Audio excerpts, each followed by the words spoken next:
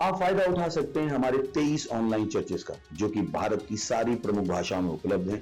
और इसके अलावा हमारे पास 3 विशेष चर्च हैं। एक टीनेजर्स के लिए जिसका नाम है तूफानी योग यानी 3, बच्चों के लिए हमारे पास ऑनलाइन चर्च है, और गूंगे और बहरों के लिए भी हमारे पास चर्च है, साइन लैंग्वेज का चर्च। उसके अलावा आप हमारे ऑनलाइन चर्चेस को देख सकते हैं उड़िया में, तेलुगु में, तमिल में, गुजराती में, कन्नड़ा में, तुलु में, इंग्लिश में, हिंदी में, छत्तीसगढ़ी में, राठौरी बरेली में, आसामीज में, मराठी में, पंजाबी में, नेपाली में, कोंकणी, मलयालम, सिंधी, भोजपुरी, बंगाली और मालवानी में। इनका फायदा उठाइए और पूरे भारत में लोगों को सुसमाचार सुनाइए। God bless you.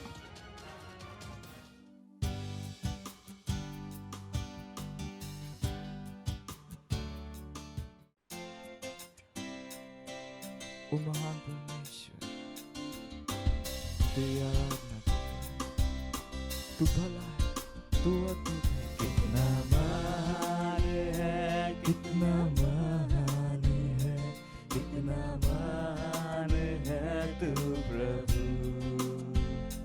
कितना महान है, कितना महान है, कितना महान है तू प्रभु।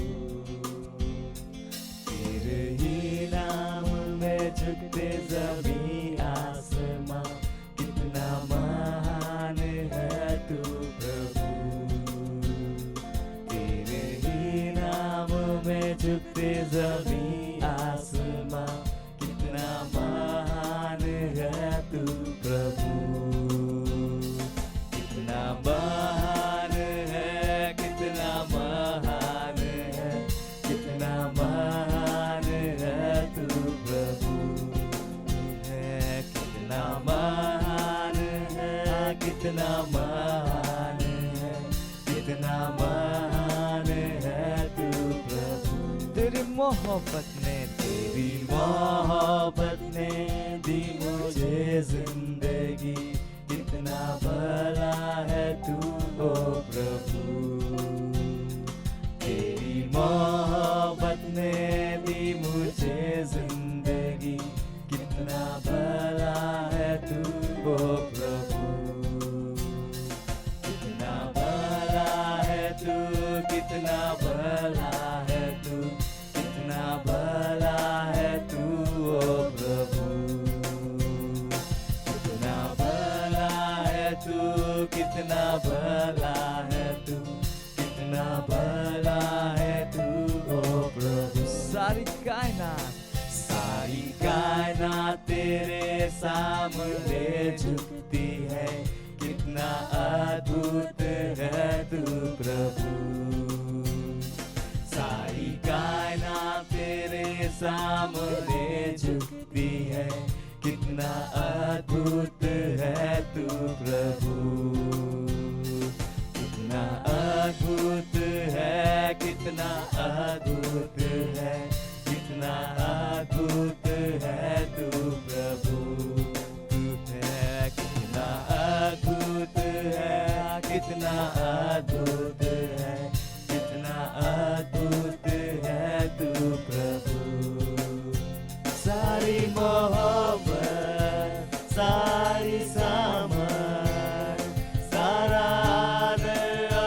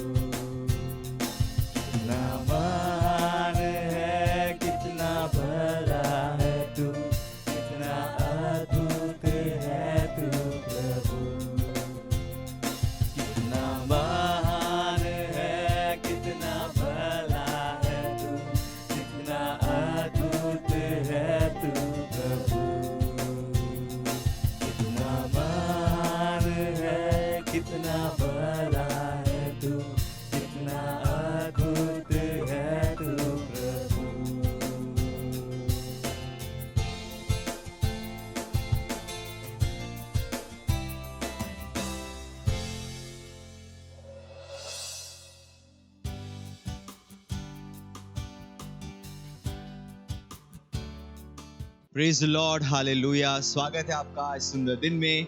इस समय प्रार्थना का है, जहाँ कहीं भी आप अपने स्थानों पर खड़े हो सकते हैं, अपने हाथों को स्वर्ग की तरफ उठाएं और उस महान परमेश्वर की स्तुति प्रशंसा करें, उसकी आराधना करें, क्योंकि वो मान सम्मान आदर के योग्य है। री ब्रोजा आंग देके देके बदांगला लेब्र आदुंगर आजेंग लेके देके बदार ला कोंद लेब्र इज आला हजूर लेब्र साहब अल अदींग्रे एलबदोंग लेब्र जमानांग दिए लेब्र सरामांग दरबदा लांग अदेर बोदो ओजरा अल कदीर लेबोंद लेके देके दरबदा मान जेंग लेके लोंग लेके देके दरबदा दरा मुजाकरा ला अजीरो ओ बोज़ईरा अला हजूर लोजीद लेके ओलोंग इज मांग दे ले बुश एंड लेके दरा ला दरा ला दीद लेके रोब्रो जोब्रो लो कोंद लेके दरबदा अंकलांग कोंद लेके रोजीब्र लबांद लेके दरी ग्राली करे ग्रोश आंदले जिंग लेके दरबदा लोंग ले ग्रे लिका असुर अलहा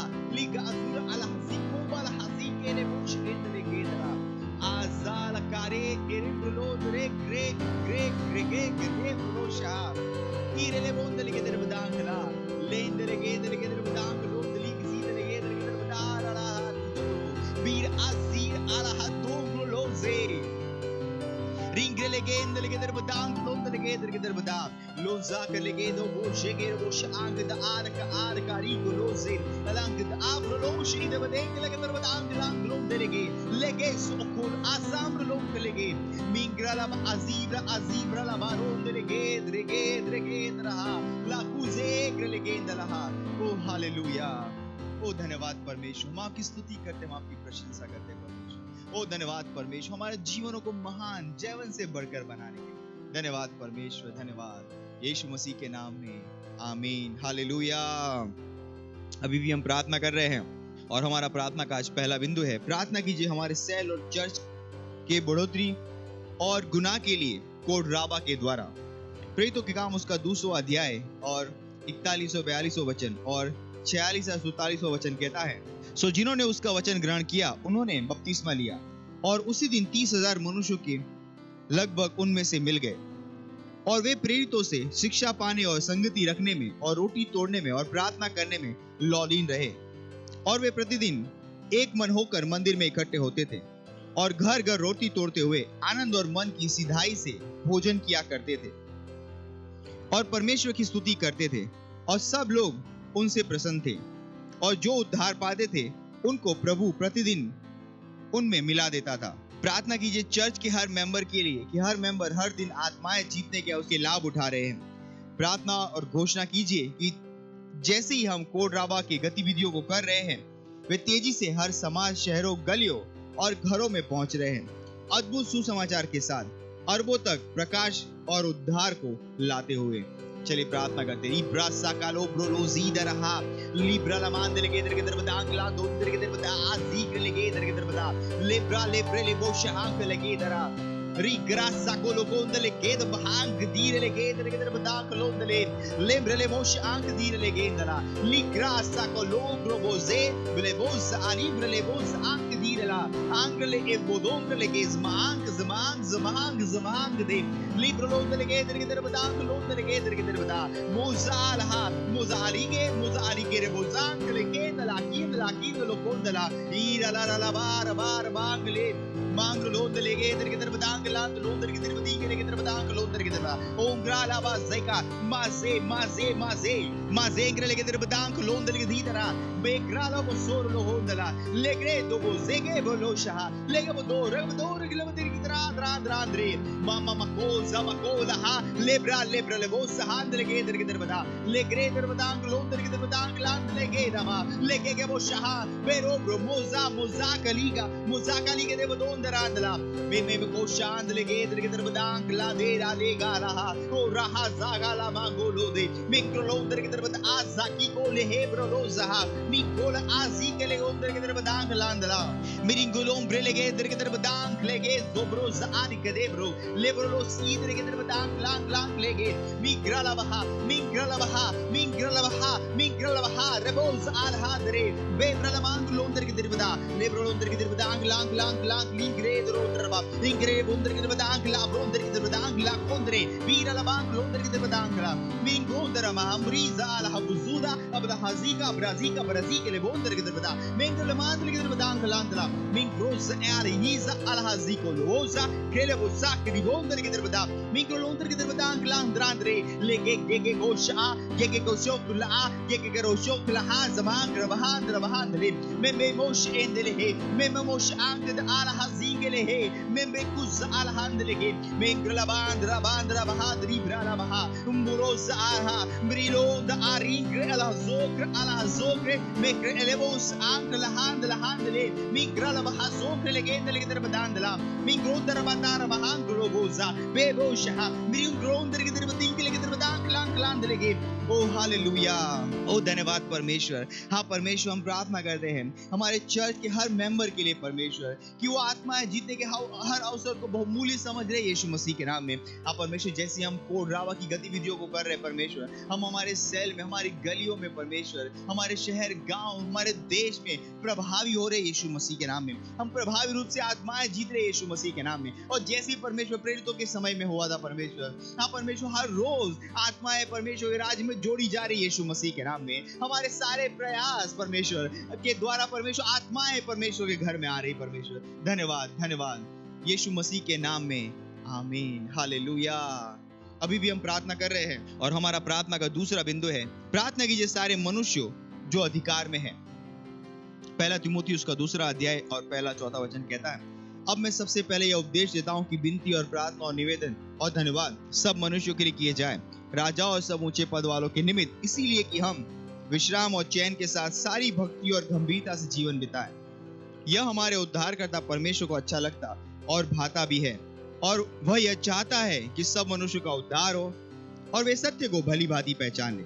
प्रार्थना कीजिए पूरे विश्व भर के पुरुषों, महिलाओं, लड़के और लड़कियों और जो भी अधिकार में है अपने आप को समर्पित कर रहे हैं सच्चाई के लिए। घोषणा कीजिए कि परमेश्वर की सच्चाई सारे देशों में प्रबल हो रही है। जैसे ही हमारे अलग अलग प्लेटफॉर्म्स के द्वारा सेवकाई हो रही है, उद्धार फैल रहा है, अंधकार हट रहा है और परमेश्वर की महिमा का ज्ञान पृथ्वी को भर रहा है, जैसे पानी समुद्र को भरता है। 2 यूहन्ना उसका 1 अध्याय उसका 4 वचन में, मैं बहुत आनंदित हुआ कि मैंने तेरे कितने लड़के वालों को उस आज्ञा के अनुसार जो हमें पिता की ओर से मिली थी सत्य पर चलते हुए पाया। प्रार्थना करें कि पूरी दुनिया में सभी पुरुष, महिलाएं, लड़के और लड़कियां और जो अधिकार में हैं, वे खुद को सच्चाई के सामने पेश करेंगे, धोखे के लिए नहीं। घोषित करें कि ईश्वर का सत्य सभी देशों में हर जगह व्याप्त है, क्योंकि यह हमारे विभिन्न प्लेटफॉर्म के माध्यम से प्रचारित किया जा रहा है। छुटकारा प्राप्त होता है, अंधकार दूर हो जाता है और परमेश्वर की महिमा का ज्ञान पृथ्वी को ढक देता है, जैसे जल समुद्र को ढकता है। आइए प्रार्थना करते हैं। प्रोसा आग्रले गे दर के दरबदा मोनसा काली गे देरेले मोसा मोनसा काली गे दरला बांग लो ze mingra la bang लो दले गे दर के दरबदा मी जरबदा ब्रीजो ब्रेले गे दरबहा मी गोले गे जालु पूरी जागरे लाक्रे ले मोसा आग्रे ले बो लबरांद लो दले गे दर के दरबदा बांद बांग लो जे mengrele bosh angle bang azikra azabahalo ze me baba kalos alekadar bada mingrolo delege dreve zebege shahandala mingrolo bosh senkele bondelege dergeder badang land londeli zara mengrele boza meza mizingrele boza mizingrele benzo orikad arkide ele khero boshandalandla ingrele ve memosh angalandla le baraband lege dergeder bada godelege deriga darbatala membali Brose, Mimbra la mangradira lege, Lengrado Brose, Gero Salaha, Drele, Bondara, Mengrele Mosh, Anklang, Ligre, Mentre le chiede che deve dank le o ra rakuzale vila mahanko lose ermoso bezomolong azigrele vira la mang la handle mentre le chiede che rosh ank legin incrolo sere vosh ank le gendala lengre le monde le hizara la mang la va le vosh ank lose mingra le monde la hazegere monde la ha me manglo sa me manglo le geda la handla brose gera buzogre boza bokra la handle gendala legera bahaz mangla dros andla lege rosh lege igara la bar le gendra oring der le boza akra la casa mingre lege doza mingre le goze don le geza le don drozon le gedra la haza ura la bogosh endla mingre bahaza kolo zendla lege rosh angla minglo broza minglo mangra hadara ई grey ग्रोलोशहा ओ hallelujah ओ धन्यवाद परमेश्वर। हाँ परमेश्वर हम प्रार्थना करते हैं, हाँ परमेश्वर हम प्रार्थना करते हैं विश्व भर के अधिकारियों के लिए परमेश्वर, पुरुषों के लिए, महिलाएं के लिए परमेश्वर। हाँ परमेश्वर आपकी बुद्धि समझ और ज्ञान में काम करे यीशु मसीह के नाम में। हाँ परमेश्वर वो धोखे में नहीं चलेंगे परमेश्वर। हाँ परमेश्वर आपका सत्य का ज्ञान पूरे विश्व भर में फैल रहा है यीशु मसीह के नाम में। हर अधिकारी जो अधिकार के स्थान में परमेश्वर वो इस ज्ञान में आ रहे हैं परमेश्वर, उस प्रकाश में आ रहे हैं यीशु मसीह के नाम में। वो विश्व भर में जो धोखा फैलाया गया है उससे दूर रहेंगे, बचे रहेंगे यीशु मसीह के नाम में। धन्यवाद परमेश्वर, धन्यवाद। इस प्रार्थना को हम प्रभु यीशु के नाम में करते हैं, आमीन, हालेलुया। आखिरी बिंदु है हमारा प्रार्थना का, पहला तिमोथी उसका 2 अध्याय 4 वचन कहता है, जो चाहता है कि सब मनुष्य का उद्धार हो जाए और सब सत्य को भली भांति पहचाने। प्रार्थना कीजिए अपने परिवार, पड़ोसी और दोस्तों के लिए जिनका उद्धार नहीं हुआ है, कि वे उद्धार को ग्रहण कर रहे हैं और सच्चाई के ज्ञान में आ रहे हैं यीशु के नाम में। प्रार्थना कीजिए कि वे यीशु को उनके प्रभु और उद्धारकर्ता के रूप में ग्रहण कर रहे हैं। चलिए प्रार्थना करते हैं अपने पड़ोसियों के लिए, दोस्तों के लिए, हर रिश्तेदारों के लिए जिनका उद्धार नहीं हुआ। रिब्रोश आंक देके दरहा ले ब्रेजो बोलो जहा ले ब्रोजे ले बोश ले बोन ले के मोस आंक दीरला ले रला मांद ला बोजारा ईसा ले मोसा आला की दरे मारो लमुदार हांदली ग्रेजा लेके रेब्रो लुजकीरा लेको जोर लोकोन से इन लेके दर बतांतला मामरो जेब्रो लो देरे के दर बता रहा जहान ले इंजा काली गेरो मोशांदला मोसे केरे मोशहा ईरो मोसा आला कीदा उनजा आमाका जिक्रा आला हमाकुज अलेंगे लेकेंदला लेंगेरे मोशहा ओ जार लहा जहा इंदलेगे रेंग्रो लोशहा मिंग्रो जेके केरे लबुस आंकला इंके के कोलोजहा क्रोजेरा लहा जोक्रे ले क्रोजहा मिंगरमा आली ब्रो जेर लेगेर मुदोर हांदला लेगेर मुदोंग लांग लेके जहा ओ रहा जेब्रल होजा लेब्रहा जोक्रे ले मुंद लेके दलहा। ओ हालेलुया, ओ धन्यवाद परमेश्वर, धन्यवाद परमेश्वर। सारे परिवारों के लिए जो हमारे साथ जुड़े हुए परमेश्वर, हमारे रिश्तेदारों के लिए परमेश्वर, हाँ परमेश्वर, पड़ोसियों के लिए, दोस्तों के लिए परमेश्वर। हाँ कहते हैं परमेश्वर आज ही सुसमाचार उन तक पहुंच रहा है यीशु मसीह के नाम में। हाँ प्रभु यीशु उनके जीवन का प्रभु, उद्धारकर्ता, स्वामी हो रहा है यीशु मसीह के नाम में। धन्यवाद परमेश्वर, धन्यवाद उद्धार उन तक पहुंचाने के लिए। धन्यवाद परमेश्वर। और ये सारी प्रार्थनाएं हम प्रभु यीशु के महान नाम में करते हैं, आमीन।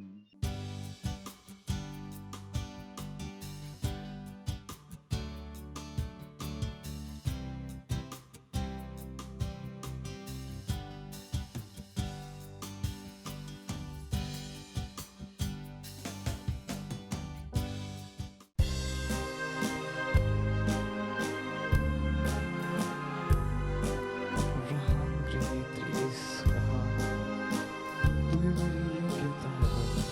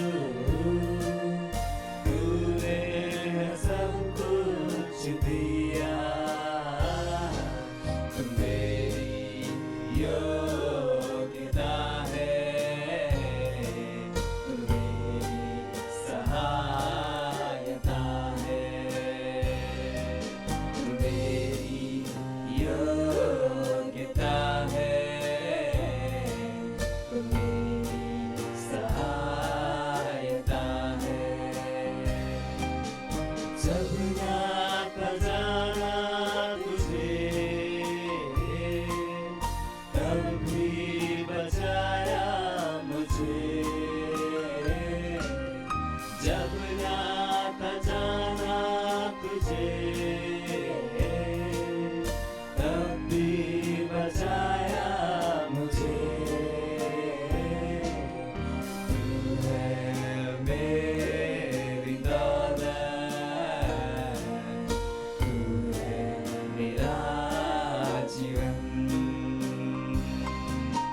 तू है मेरी दौलत,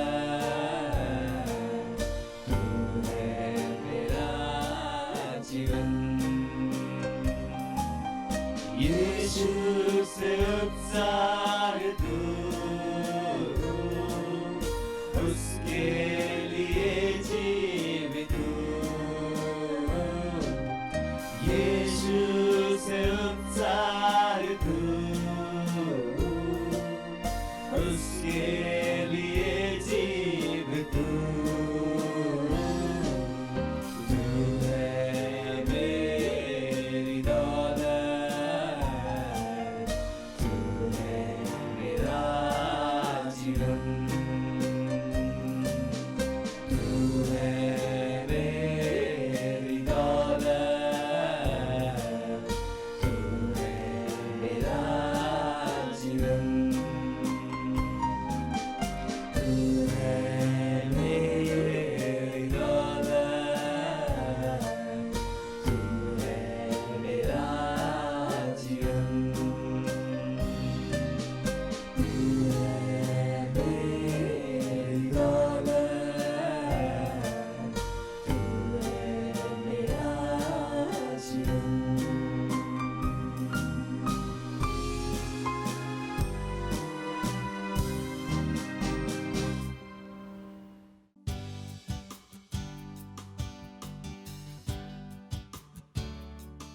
हालेलुया, प्रेज लॉर्ड। आप सभी का स्वागत है हमारे विशेष रविवार की सभा में। और ये समय है वास्तविकता संग्रह का। वास्तविकता संग्रह आपको तैयार करे दिन के लिए और दिन को तैयार करे आपके लिए। Praise Lord, hallelujah. आज दिन रविवार दिनांक 21 अगस्त 2022 और आज के हमारे संदेश का शीर्षक है वचन ही है जो आवश्यक है। Hallelujah.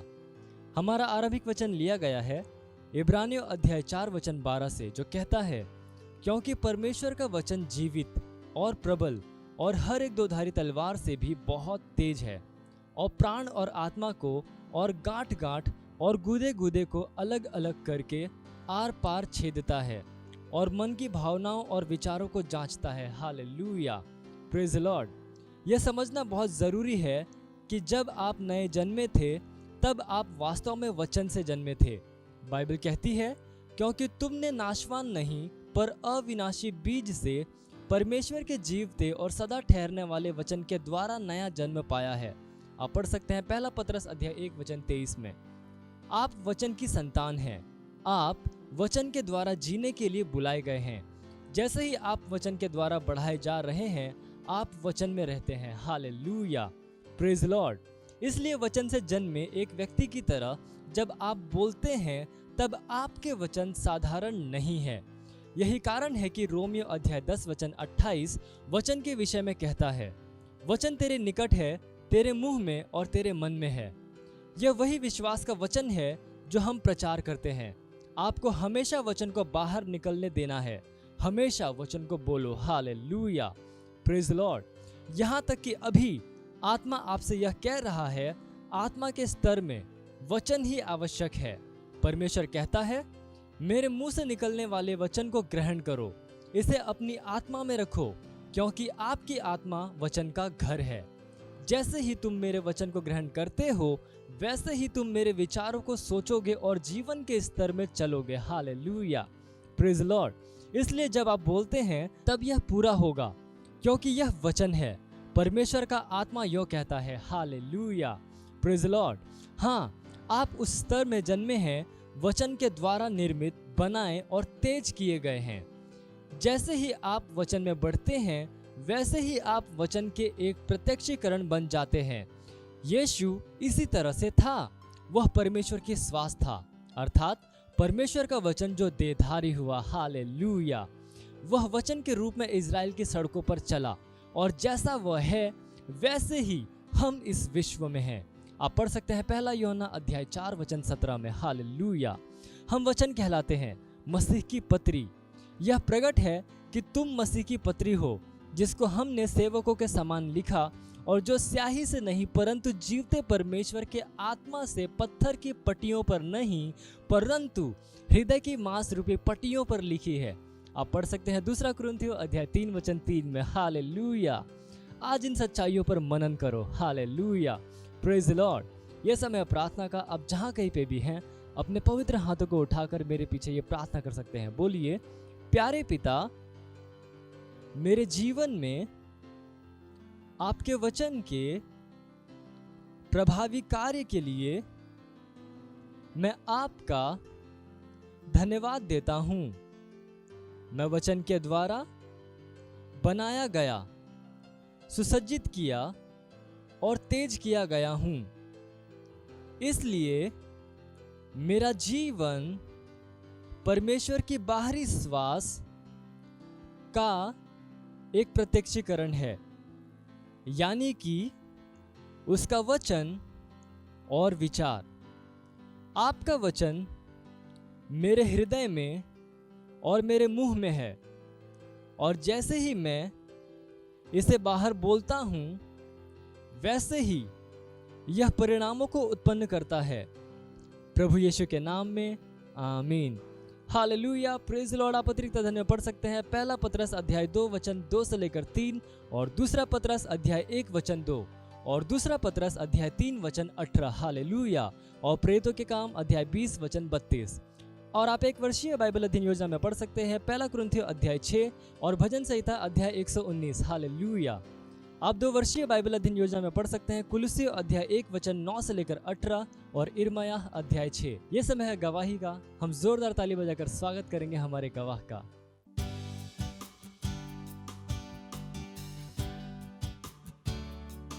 Hallelujah. Praise the Lord. मेरा नाम नेहा है और मैं थाने से हूँ।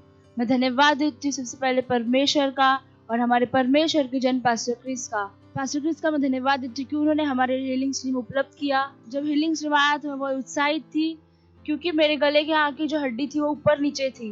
वो 3-4 महीने से ऊपर नीचे थी, और मुझे जब हाथ लगाती थी तो मुझे ऐसा महसूस होता था कि मेरे गले के यहाँ की हड्डी ऊपर नीचे है। जब 3 दिन का हीलिंग स्ट्रीम था तो पास्टर ने जब प्रार्थना किया था 30वें दिन हर एक बीमारी के लिए, पास्टर ने बोला कि आपको जहाँ कहीं पर भी प्रॉब्लम है आप वहाँ पर हाथ रख सकते हैं। और जब पास्टर ने प्रार्थना किया तो मैंने अपने गले पे हाथ रखा और मैंने प्रार्थना किया मेरे गले के लिए कि मेरे गले की हड्डी सही हो रही है यीशु के नाम में। और जब मैंने प्रार्थना किया तो उसके बाद जब मैंने देखा मेरे गले की हड्डी लेवल में थी, इसके लिए परमेश्वर का बहुत बहुत धन्यवाद देती हूँ। और मेरी दूसरी गवाही है कि मुझे आँख से क्लियर दिखता नहीं था, मुझे सब ब्लर ब्लर दिखता था और मुझे नजदीक का नहीं दिखाई देता था ज़्यादा, और आँख में बहुत जलन भी होता था। तो जब पास्टर ने उसके लिए प्रार्थना किया, मैं अपने आँख पे मैंने अपने हाथ रखा और मैंने प्रार्थना किया कि परमेश्वर मेरा समय है और मैं अपनी चंगाई को इस समय में ग्रहण कर रही हूँ यीशु के नाम में। और जैसे मैंने प्रार्थना किया उस समय से मुझे एकदम क्लियर दिख रहा है, इसलिए मैं परमेश्वर का बहुत बहुत धन्यवाद देती हूँ। थैंक यू पास्टर हमारे इस चंगाई सेवा उपलब्ध करने के लिए। मत सोचिएगा कि आपने कोई गलती कर दी या आपने कुछ इतना बड़ा काम कर दिया कि परमेश्वर का प्रेम आपके लिए खत्म हो गया, और कभी मत होने दीजिएगा कि आप अपने आप को बेकार समझें। जब आप 24 घंटे प्रेम में चल रहे हो तो आप 24 घंटे किसमें चल रहे हो? परमेश्वर की भरपूरी में। Praise the Lord. हालेलुया। अगर आपको उद्धार में चलना है तो आपको प्रेम करना पड़ेगा। Praise the Lord. तो प्रेम केवल मुंह का नहीं है, प्रेम में आप एक कदम उठाते हो। जैसे परमेश्वर ने जब हमसे प्रेम किया तो उसने कुछ किया। जो सम्मान परमेश्वर ने यीशु मसीह को दिया, जो मौका परमेश्वर ने यीशु मसीह को दिया, वही मौका उसने मुझे और आपको दिया। हालेलुया। उसने हमें उसके पास बुला लिया। हालेलुया। उसने हमारा उसके बीच का जो संबंध टूट गया था उसको क्या कर दिया? जोड़ दिया। ग्लोरी। किसकी वजह से? प्रेम की वजह से। हालेलुया। मैं आदेश देता हूं बीमारी को उनके शरीरों से जाने का यीशु मसीह के नाम। मैं उन अशुद्ध आत्माओं को, उन दुर्बलता की आत्माओं को, उन बीमारी फैलाने वाली आत्माओं को आदेश देता हूं उनके शरीरों से जाने का और वापस नहीं आने का यीशु मसीह के नाम।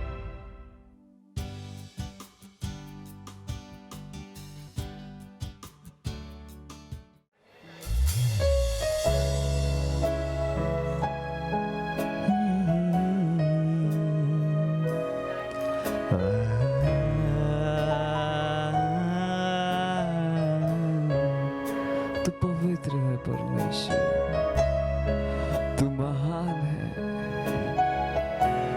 तुझको सारी महिमा देते हैं,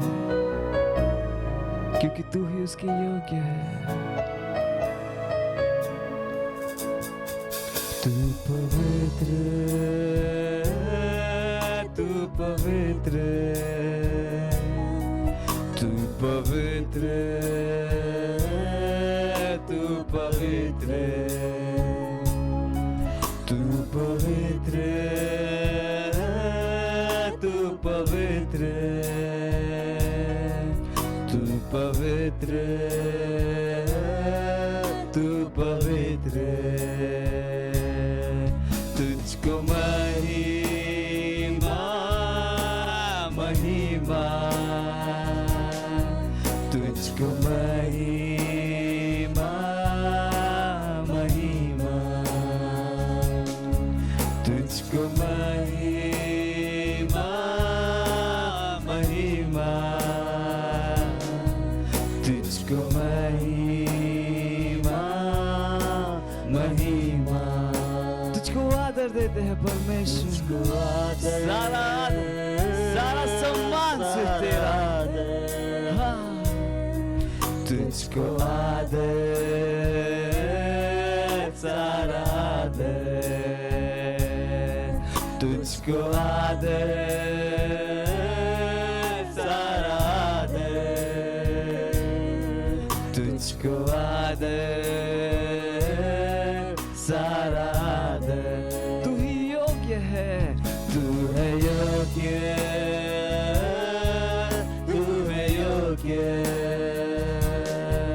तू है योग्य, तू है योग्य, तू योग्य है, सारी स्तुति तू है योग्य, सारे सम्मान तू हमारे हाथों को उठाने के योग्य है परमेश्वर, तू है योग्य, तू है योग्य, तुझको महिमा महिमा, अपने हाथों को उठाकर उसको महिमा दीजिए, महिमा, जहाँ कहीं आप है उसकी आराधना कीजिए, उसको महिमा दीजिए, पृथ्वी उसकी आराधना करती है, तुझको महिमा महिमा, तू पवित्र है परमेश्वर, तू पवित्र, तू पवित्र, तू पवित्र, तू पवित्र, हाँ तू है, तू पवित्र, तू पवित्र, तू पवित्र, तू पवित्र, तुझको महिमा, तुझको महिमा महिमा, अपने पूरे दिल से गाइए, तुझको महिमा, उसकी स्तुति कीजिए, उसकी आराधना कीजिए, सारी महिमा उसकी, तुझको महिमा महिमा, तुझको महिमा महिमा, सारा आदर प्रभु तुझे देते हैं, सारा आदर, तुझको आदर, सारा आदर, तुझको आदर, तुझको आदर, सारा आदर, तुझको आदर, सारा आदर, सारी महिमा सारी स्तुति के तू ही योग्य है, महिमा, तुझको महिमा महिमा, तू योग्य है, सारे आदर, सारे सम्मान, सारे स्तुति के योग्य परमेश्वर, तू है योग्य,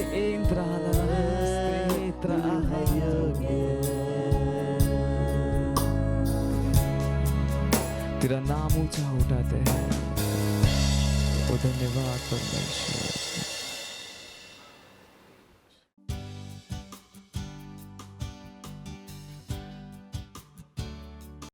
তেওঁক ক'ব যে তেওঁ কিমান মহান হয়। হালেলুয়া, ধন্যবাদ দিছোঁ প্ৰভু। ধন্যবাদ ধন্যবাদ ধন্যবাদ আপোনাৰ দয়াৰ বাবে, আপোনাৰ কৰুণাৰ বাবে ধন্যবাদ। আপুনি সকলোতকৈ মহান, আপুনি দয়ালু হয়, কৃপালু হয়, কৰুণাময় হয় প্ৰভু। ধন্যবাদ আমাৰ জীৱনত আপোনাৰ উপস্থিতিৰ বাবে। ধন্যবাদ আপোনাৰ লিখা বাক্যবিলাকৰ বাবে। ধন্যবাদ দিছোঁ প্ৰভু। ধন্যবাদ ধন্যবাদ ধন্যবাদ। এইটো সময় যিটো আপুনি আমাক দিছে, আমি আপোনাৰ বাক্যৰ পৰা শিকোঁ আৰু আগবাঢ়ি যাওঁ। ধন্যবাদ দিছোঁ আৰু এই প্ৰাৰ্থনা প্ৰভু যীশুৰ নামত বিচাৰিছোঁ, আমেন। বহিব পাৰে, থকাজনক হাঁহি আদৰণি জনাব পাৰে। নাম সুধি লওক যাতে আপুনি গম পাই যাব যে আপুনি কিমানক জানে। ওচৰত থকাজনক চাওক, এইদৰে চাওক, নে আপুনি নাজানে বা জানে। প্ৰভুৰ প্ৰশংসা হওক, হালেলুয়া। আমি কথা বতৰা আৰম্ভ কৰিছোঁ ঈশ্বৰক সন্তুষ্টি কৰাৰ বিষয়ে, আৰু আমি কৈছোঁ যে অনুসন্ধান কৰক, আৰু আমি 5টা কথা কৈছোঁ। খ্ৰীষ্টিয়ানিটি এটা মহান অনুসন্ধান বুলিও কোৱা হয়। যিমানে অধিক আপুনি অন্বেষণ কৰে সিমানে অধিক আপুনি আগবাঢ়ি গৈ থাকে। প্ৰশংসা হওক, কিয়নো কোনোবা ব্যক্তি এজনে আপোনাক কিবা এটা ক'ব পাৰে, কিন্তু যেতিয়ালৈকে আপুনি তাক অনুসন্ধান কৰি নলয় তেতিয়ালৈকে আপোনাৰ সেই বস্তুৰ প্ৰতি কোনো মূল্য নাথাকে। প্ৰশংসা হওক। আৰু এইটো কাৰণে ঈশ্বৰৰ বাক্যই কৈছে যে আমি নিজে অনুসন্ধান কৰিব লাগিব। কোনোবাই আমাক ক'ব পাৰে, কোনোবাই আমাক প্ৰচাৰ কৰিব পাৰে, কিন্তু সেই প্ৰচাৰক আপোনাৰ জীৱনত প্ৰয়োগ কৰিবৰ কাৰণে আপোনাৰ আৱশ্যক আছে। প্ৰভুৰ প্ৰশংসা হওক। থকাজনক কওক যে আপোনাৰ অনুসন্ধান আৱশ্যক আছে। কওক যে আপোনাৰ অনুসন্ধান আৱশ্যক আছে। আপোনালোকে পাহৰি নাযাব যে আপোনাৰ জীৱনত আপোনাৰ অনুসন্ধান কিমান মহত্বপূৰ্ণ হয়। আপুনি আনৰ বিশ্বাসত জীৱন অতিবাহিত কৰিব নোৱাৰিব। আপুনি আনৰ অনুসন্ধানত জীৱন অতিবাহিত কৰিব নোৱাৰে। যদি আপুনি আপোনাৰ জীৱনটো আগবঢ়াই লৈ যাব লাগে, তেন্তে নিজতে এক অনুসন্ধান থাকিব লাগিব। সেইটো প্ৰচেষ্টা কৰিব লাগিব যে আপুনি সেইবিলাকক জানিব পাৰে। যিদিনাখন মই গীৰ্জালৈ গ'লোঁ, তাত মই এটা প্ৰথম শাৰী এটা শুনিছিলোঁ। পালকে কৈছিলে 12টাৰ মাজত যে আমি ৰজা হওঁ। ধন্যবাদ যে তেওঁ কৈ দিলে যে আমি ৰজা হওঁ বুলি। ক'লোঁ মই ইয়াৰ সন্তুষ্ট নহওঁ, মই ক'লোঁ ইয়াৰ অনুসন্ধানো কৰিম, আমি সঁচাকৈ ৰজা হওঁ নে নহওঁ। এইটোৱে সত্য হয়। যদি আপোনাক কিবা কৈ দিয়ে, আপুনি ইয়াত বহি আছে, যদি এনেকৈ নেপালত আপোনাৰ 5 তলত এয়া ঘৰ আছে, তো আপুনি কি কৰি দিব?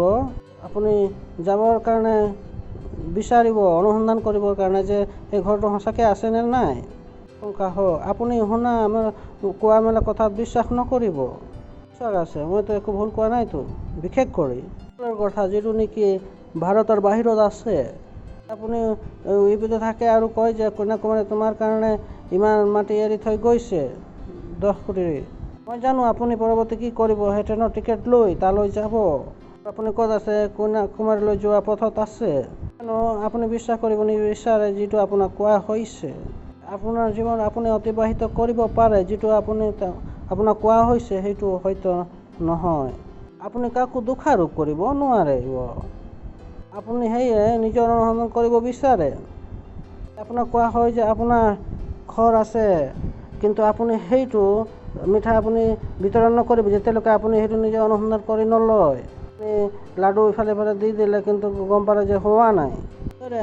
আমি মণ্ডলীত আমি কওঁ, যেতিয়া আপুনি মণ্ডলীলৈ আহে, আপুনি সেইবিলাকক অনুসন্ধান কৰক গৈ যে খ্ৰীষ্টানিটি কি হয়, এটা আৱিষ্কাৰ হয়। আমি কওঁ যে মহা উদ্ভাৱন হয় বুলি কওঁ। আমাৰ যিয়ে আছে সকলোবিলাক অনুসন্ধান স্বভাৱৰ কাৰণে আছে। আমি বস্তুবিলাকক নিবিচাৰিলোঁ, সিহঁতে অনুসন্ধান নকৰিলোঁ, আজিলৈকে আমি ইয়ালৈ আহি নাপালোঁ হয়। এইবিলাকে দেখিলে যে চৰাই উৰি আছে, তেন্তে তেওঁলোকে অনুসন্ধান কৰিলে যে কেনেকৈ উৰিব পাৰিছে, আৰু আমি উৰাজাহাজ বনাই দিলোঁ। সৰল হয়। যিকোনো বস্তু আছে সকলোবিলাকৰ আমি অনুসন্ধান কৰিছোঁ, সেয়ে কাৰণে এইবিলাক আছে। ঠিক সেইদৰে ঈশ্বৰে আমাক সকলোবিলাক দি দিছে, কিন্তু আপুনি সেয়াৰে আনন্দ ল'ব পাৰিব যিটোক আপুনি অনুসন্ধান কৰে।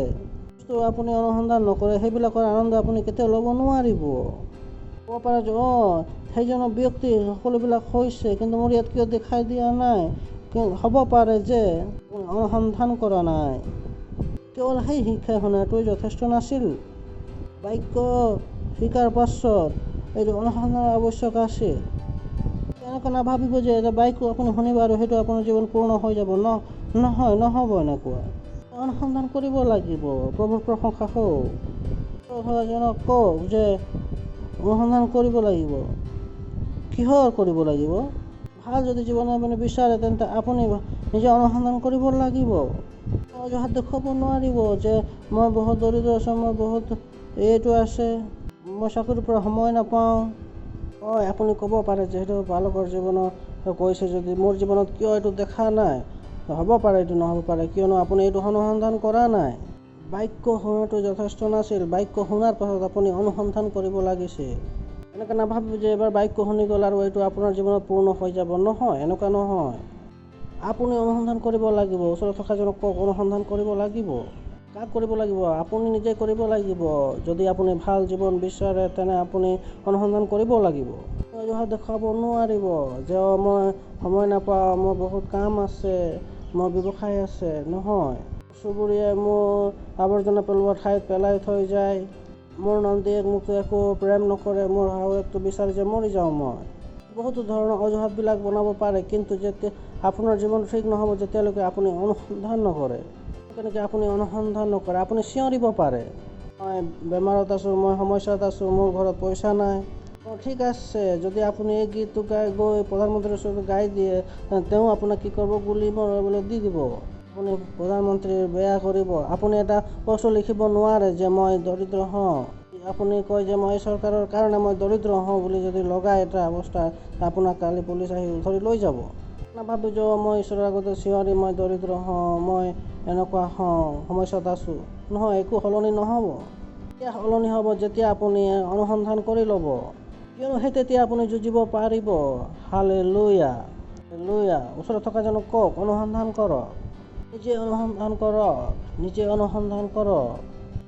যদি আপোনালোকে নিজে অনুসন্ধান নকৰে তেনে আপোনাৰ বাবে আন কোনেও অনুসন্ধান কৰি নিদিব। প্ৰশংসা হওক, হালেলুয়া।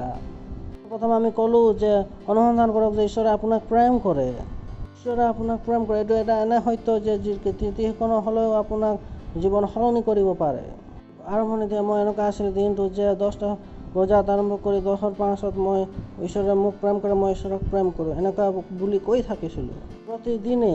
যিটো নেকি 10টাৰ পৰা 10:05লৈকে মই ঈশ্বৰে মোক প্ৰেম কৰে, মই ঈশ্বৰক প্ৰেম কৰোঁ। কিয়নো মই সেই প্ৰেমক অনুসন্ধান কৰিব বিচাৰিছিলোঁ। এইটো বিচৰা নাছিলোঁ যে ঈশ্বৰে যে প্ৰেম কৰে কেৱল সেইটো বাইবেলতে লিখা থাকক বুলি। মই সেই প্ৰেমক জানিব বিচাৰিছিলোঁ, সেই প্ৰেমক অনুভৱ কৰিব বিচাৰিছিলোঁ। মই কেৱল বিচৰা নাছিলোঁ। সেইকাৰণেই যে মই মানি নলওঁ যে ঈশ্বৰে মোক প্ৰেম কৰে বা নকৰে, কিন্তু মই ক'ব পাৰোঁ যে ঈশ্বৰে মোক প্ৰেম কৰে। মই জানিছোঁ, গম পাইছোঁ। মই কোনোবাই মোক শুনাইছে এনেকুৱা কথা জীৱন অতিবাহিত কৰা নাই। মণ্ডলীত শুনি থকা নহয়, মই ঘৰত গৈ অনুসন্ধান কৰিছোঁ। আহিছে, শুনিছে আৰু ঘৰত গৈ কি কৰিব লাগিব? অনুসন্ধান কৰিব লাগিব। এই কথাটো সত্য হয় নে নহয়? সময়ত লোকবিলাকে শুনি লোৱা কথাবিলাকো জীৱন অতিবাহিত কৰে। লোকবিলাকে নিজকে নিজে কেতিয়াও অনুসন্ধান কৰিবলৈ চেষ্টা কৰা নাই। এইবিলাকক যি কোৱা হয় সেইটো মানি লয়, ধৰি লয়, যে কয় তোমাৰ পত্নী তাৰ সৈতে কিবা চলি আছে, মানি লয়। অনুসন্ধানটো কৰি লওক। অনুসন্ধান ক'ত আছে? অনুসন্ধান আপুনি কিয় কৰা নাই? যে যিটো আপোনাক কোৱা হৈছে সেইটো সঁচা হয় নে নহয়? প্ৰশংসা হওক। সেয়া আপুনি প্ৰেমৰ যে ঈশ্বৰে আপোনাক প্ৰেম কৰে সেইটো অনুসন্ধান কৰক। সঁচাকৈ ঈশ্বৰে আপোনাক প্ৰেম কৰে কি নকৰে? আৰু এইটো কাৰণে আপুনি মানি ল'ব যে তেওঁ কৰে, এইটো হয় যে নহয়, কিন্তু আপুনি তাক অনুসন্ধান কৰক ঘৰত গৈ। এনেকৈ মজবুতভাৱে নিজৰ জীৱনত বনাই লওক যে কোনে এইটো আপোনাৰ পৰা কাঢ়ি ল'ব নোৱাৰে। প্ৰভুৰ প্ৰশংসা হওক। শয়তান আছে যেনেকুৱা ঈশ্বৰৰ জ্ঞানক লগত আপোনাক প্ৰত্যাহ্বান কৰিব। আপোনাক প্ৰত্যাহ্বান কৰিব, আপোনাক প্ৰত্যাহ্বান এনেকুৱা কৰিব। আদম আৰু হাৱাক প্ৰত্যাহ্বান কৰিছিল। কৈছিলে তোমালোকে যদি ফলৰ খোৱা তেন্তে তোমালোকে নিশ্চয় মৰিবা, কিন্তু শয়তানে ক'লে নহয়, তোমালোকে নমৰিবা। তেওঁলোকে মানি ল'লে। যেতিয়ালৈকে আপোনালোকে অনুসন্ধান নকৰিব তেতিয়ালৈকে আপোনালোকৰ সৈতে এনেকৈ বাৰে বাৰে হৈ থাকিব। তেওঁলোকে প্ৰত্যাহ্বান পায় যে ঈশ্বৰে মোক এতিয়া প্ৰেম কৰে বা নকৰে মই নাজানো।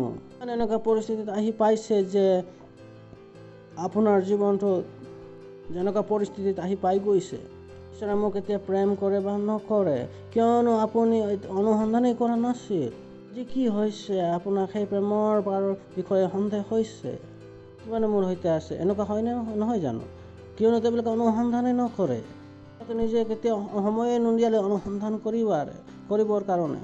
প্ৰভুৰ প্ৰশংসা হওক। Hallelujah, hallelujah. সেইধৰণে আপুনি মানি লওক যে ভাবক আপোনাৰ যে দোকান আছে, বস্তু কিনি আনিলে আৰু বস্তুবিলাক দোকানত ৰাখিছে, দোকানত নকৰবিলাকো আপোনাৰ সৈতে কাম কৰি আছে। সেই বস্তুকে কিনিবৰ কাৰণে কিছুমান গ্ৰাহক আহিলে আৰু আপুনি কয় নকৰজনক যে সেই বস্তুটো দি দিয়া, কিন্তু তেওঁ গৈ ইফালে বিচাৰে আৰু কয় যে এই বস্তুটো নাই। আপুনি কয় হয় আছে, আৰু আন এজনক গ'ল বিচাৰিলে কয় গৰাকী মালিক নাই। ক'ব যে মাথাটো বেয়া নকৰিবা, মই নিজে লৈ আহিছিলোঁ। নহয়, হ'ব পাৰে আপোনাৰ ভুল হৈ গৈছে। তাৰপাছত আপুনি নিজে গৈ সেই বস্তু বিচাৰি আনে। কেতিয়াবা এনেকুৱা হৈছেনে আপোনালোকৰ সৈতে? কেতিয়াবা এনেকুৱা হৈছেনে? কিয়নো আপুনি জানে যে সেই তাত বস্তুটো আছে, তো আপুনি নিজে গৈ চালে, আপুনি শুনা কথাত বিশ্বাস নকৰিলে। প্ৰভুৰ প্ৰশংসা হওক। কিয়নো আপুনি জানে যে আপুনি আনিছিলে, আপুনি জানিছিলে। সেইদৰে আপুনি যদি শুনি আপুনি কথাবিলাকক লয় আৰু ক'ব যে এইটো ঈশ্বৰে তোমাক প্ৰেম নকৰে, আপুনি ক'ব যাওক ইয়াৰ পৰা। সঁচাকৈ এনেকুৱা নকৰিব, নাকান্দিব। আপুনি ক'ব যে তেনে মূৰ্খতা নহয়, নিৰ্বোধ নহয়। বহুতো লোকবিলাক আছে যিবিলাক নেকি যিকোনো আহি ওচৰাই গুচি যায়। জীৱনত এনেকৈ ওচৰাই গুচি যায় আৰু তেওঁলোকে তাৰেও থাকে, কিয়নো তেওঁলোকে শুনি লোৱা কথাবিলাকতে মানি লয়। নিজে কেতিয়াও একোকে অনুসন্ধান কৰা নাই, একোকেই অনুসন্ধান কৰা নাই। আমি যিদৰে আমি সকলোৱে জানো যে পৃথিৱী কি আছে, গোলাকাৰ আছে। যেতিয়ালৈকে অনুসন্ধান কৰি নল'লে তেতিয়ালৈকে কোনো মানি লোৱা নাছিল, যেতিয়ালৈকে অনুসন্ধান কৰা হ'ল। এতিয়াও পৃথিৱী এটা কণীৰ নিচিনা আকাৰত আছে। আহিলে ক'লে যে গোল আছে, এজনে ক'লে চেপেটা আছে, এজনে ক'লে কণীৰ আকৃতিৰ আছে। তেওঁলোকে মানি নল'লে যে পৃথিৱীটো কি আছে, চেপেটা আছে বুলি। এইটো বিবেচনা কৰি ল'লে তেওঁলোকে যে এইটো এনেকুৱা আছে নে নাই আমি তাক অনুসন্ধান কৰোঁ। আপুনি অনুসন্ধান কৰিব লাগিব, নিজৰ বাইবেল উঠাই নিজে পঢ়িব লাগিব। ঈশ্বৰে মোক কিমান প্ৰেম কৰে। প্ৰভুৰ প্ৰশংসা হওক। থকাজনক কওক যে ঈশ্বৰে প্ৰেম কৰে, কিন্তু অনুসন্ধান কৰিব লাগিব। অনুসন্ধান যদি নকৰোঁ, অহাকালি কোনোবাই আহি এই জ্ঞানক উঠাই লৈ গুচি যাব। আপুনি অনুসন্ধানেই কৰা নাই। আপুনি যদি ভাবক, সোধক যে এইটো আপোনাক কোনে ক'লে, ক'ব যে গুগল দেৱতাই ক'লে। কিয়নো আপোনাৰ ওচৰলৈ যিবিলাক তথ্য আহে সেইবিলাক ক'ৰ পৰা আহে? টিভিৰ পৰা নহয়, অন্যথা গুগলৰ পৰা আহে। তাৰ কি নিশ্চয়তা আছে যে সেই সকলোবিলাক যি তথ্য আহিছে সকলোবিলাক সত্য হয় বুলি? টিভিত জানো মিছা ক'ব, কিন্তু সকলোতকৈ মিছা টিভিতে কয়। বাস্তৱত টিভি এইটো কাৰণে বনোৱা হৈছে যে মিছাক প্ৰচাৰ কৰিব পৰা যাব। প্ৰশংসা হওক। আৰু চলচ্চিত্ৰৰ অৰ্থই কি হয়? সত্য নহয়। এই চলচ্চিত্ৰকে যদি কিবা কৈ দিয়ে সেইটোকে মানি লয়। কিয়নো এই শুনি পোৱা কথাবিলাকত মানি লয়, তাৰ ওপৰত নিৰ্ভৰ আছে। কাণত তেওঁবিলাকে এইটোৱেই যি শুনি কৰে। তেওঁবিলাক এলেহুৱা হয়, তেওঁবিলাক অনুসন্ধান কৰিব নিবিচাৰে। তেওঁবিলাক কয় যে কৈ দিলে সেইটোৱে হৈ যাব। এনেকুৱা নহয়, এলেহুৱা হ'ব নোৱাৰে। আপুনি গৈ অনুসন্ধান কৰিব লাগিব। কিহত? বাক্যত। প্ৰভুৰ প্ৰশংসা হওক। ওচৰত থকাজনক কওক বাক্যত পৰিশ্ৰম কৰক। শুনিছেনে? ওচৰত থকাজনক কওক বাক্যত পৰিশ্ৰম কৰক, পৰিশ্ৰম কৰক, পৰিশ্ৰম কৰক, পৰিশ্ৰম কৰক, পৰিশ্ৰম কৰক, পৰিশ্ৰম কৰক, পৰিশ্ৰম কৰক, পৰিশ্ৰম কৰক। বাক্যত পৰিশ্ৰম কৰক।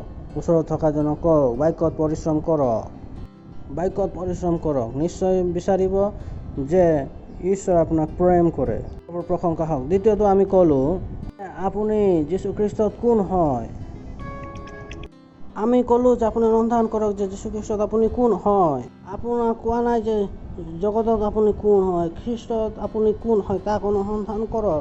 যিদৰে আমি কৰিছিলোঁ, আমি পঢ়িছিলোঁ যে 2 কৰিন্থিয়া 5:17 কাৰণে কোনোবাই যদি খ্ৰীষ্টত আছে তেন্তে তেওঁ নতুন সৃষ্টি হয়। ক'ত আছে? খ্ৰীষ্টত আছে। তেন্তে আপোনাৰ অনুসন্ধান ক'ত হ'ব লাগিব? খ্ৰীষ্টত হ'ব লাগিব। খ্ৰীষ্টৰ বাহিৰত অনুসন্ধান কৰিব নোৱাৰে যে আপুনি কোন হয়। আপোনাৰ নম্বৰে ক'ব নোৱাৰে যে আপুনি কোন হয়। যিটো পৰীক্ষা হৈছিলে সেইটো আপোনাৰ বুদ্ধি জানিবৰ কাৰণে নহয়, কিন্তু আপোনাৰ স্মৃতি শক্তি কি আছে তাক জানিবৰ কাৰণে।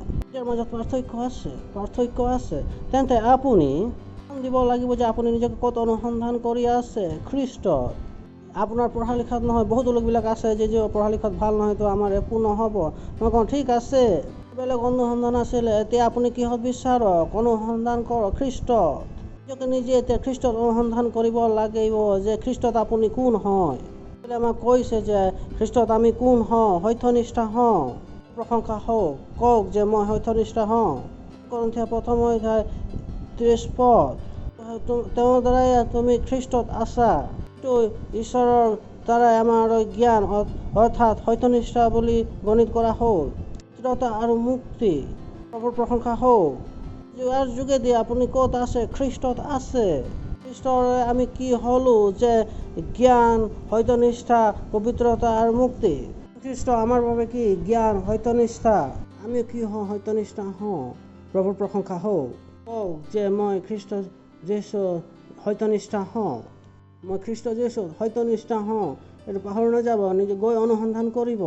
প্ৰশংসা হওক। আপুনি যদি অনুসন্ধান নকৰে তেন্তে আপোনাৰ পৰা এই জ্ঞান কোনোবাই লৈ যাব।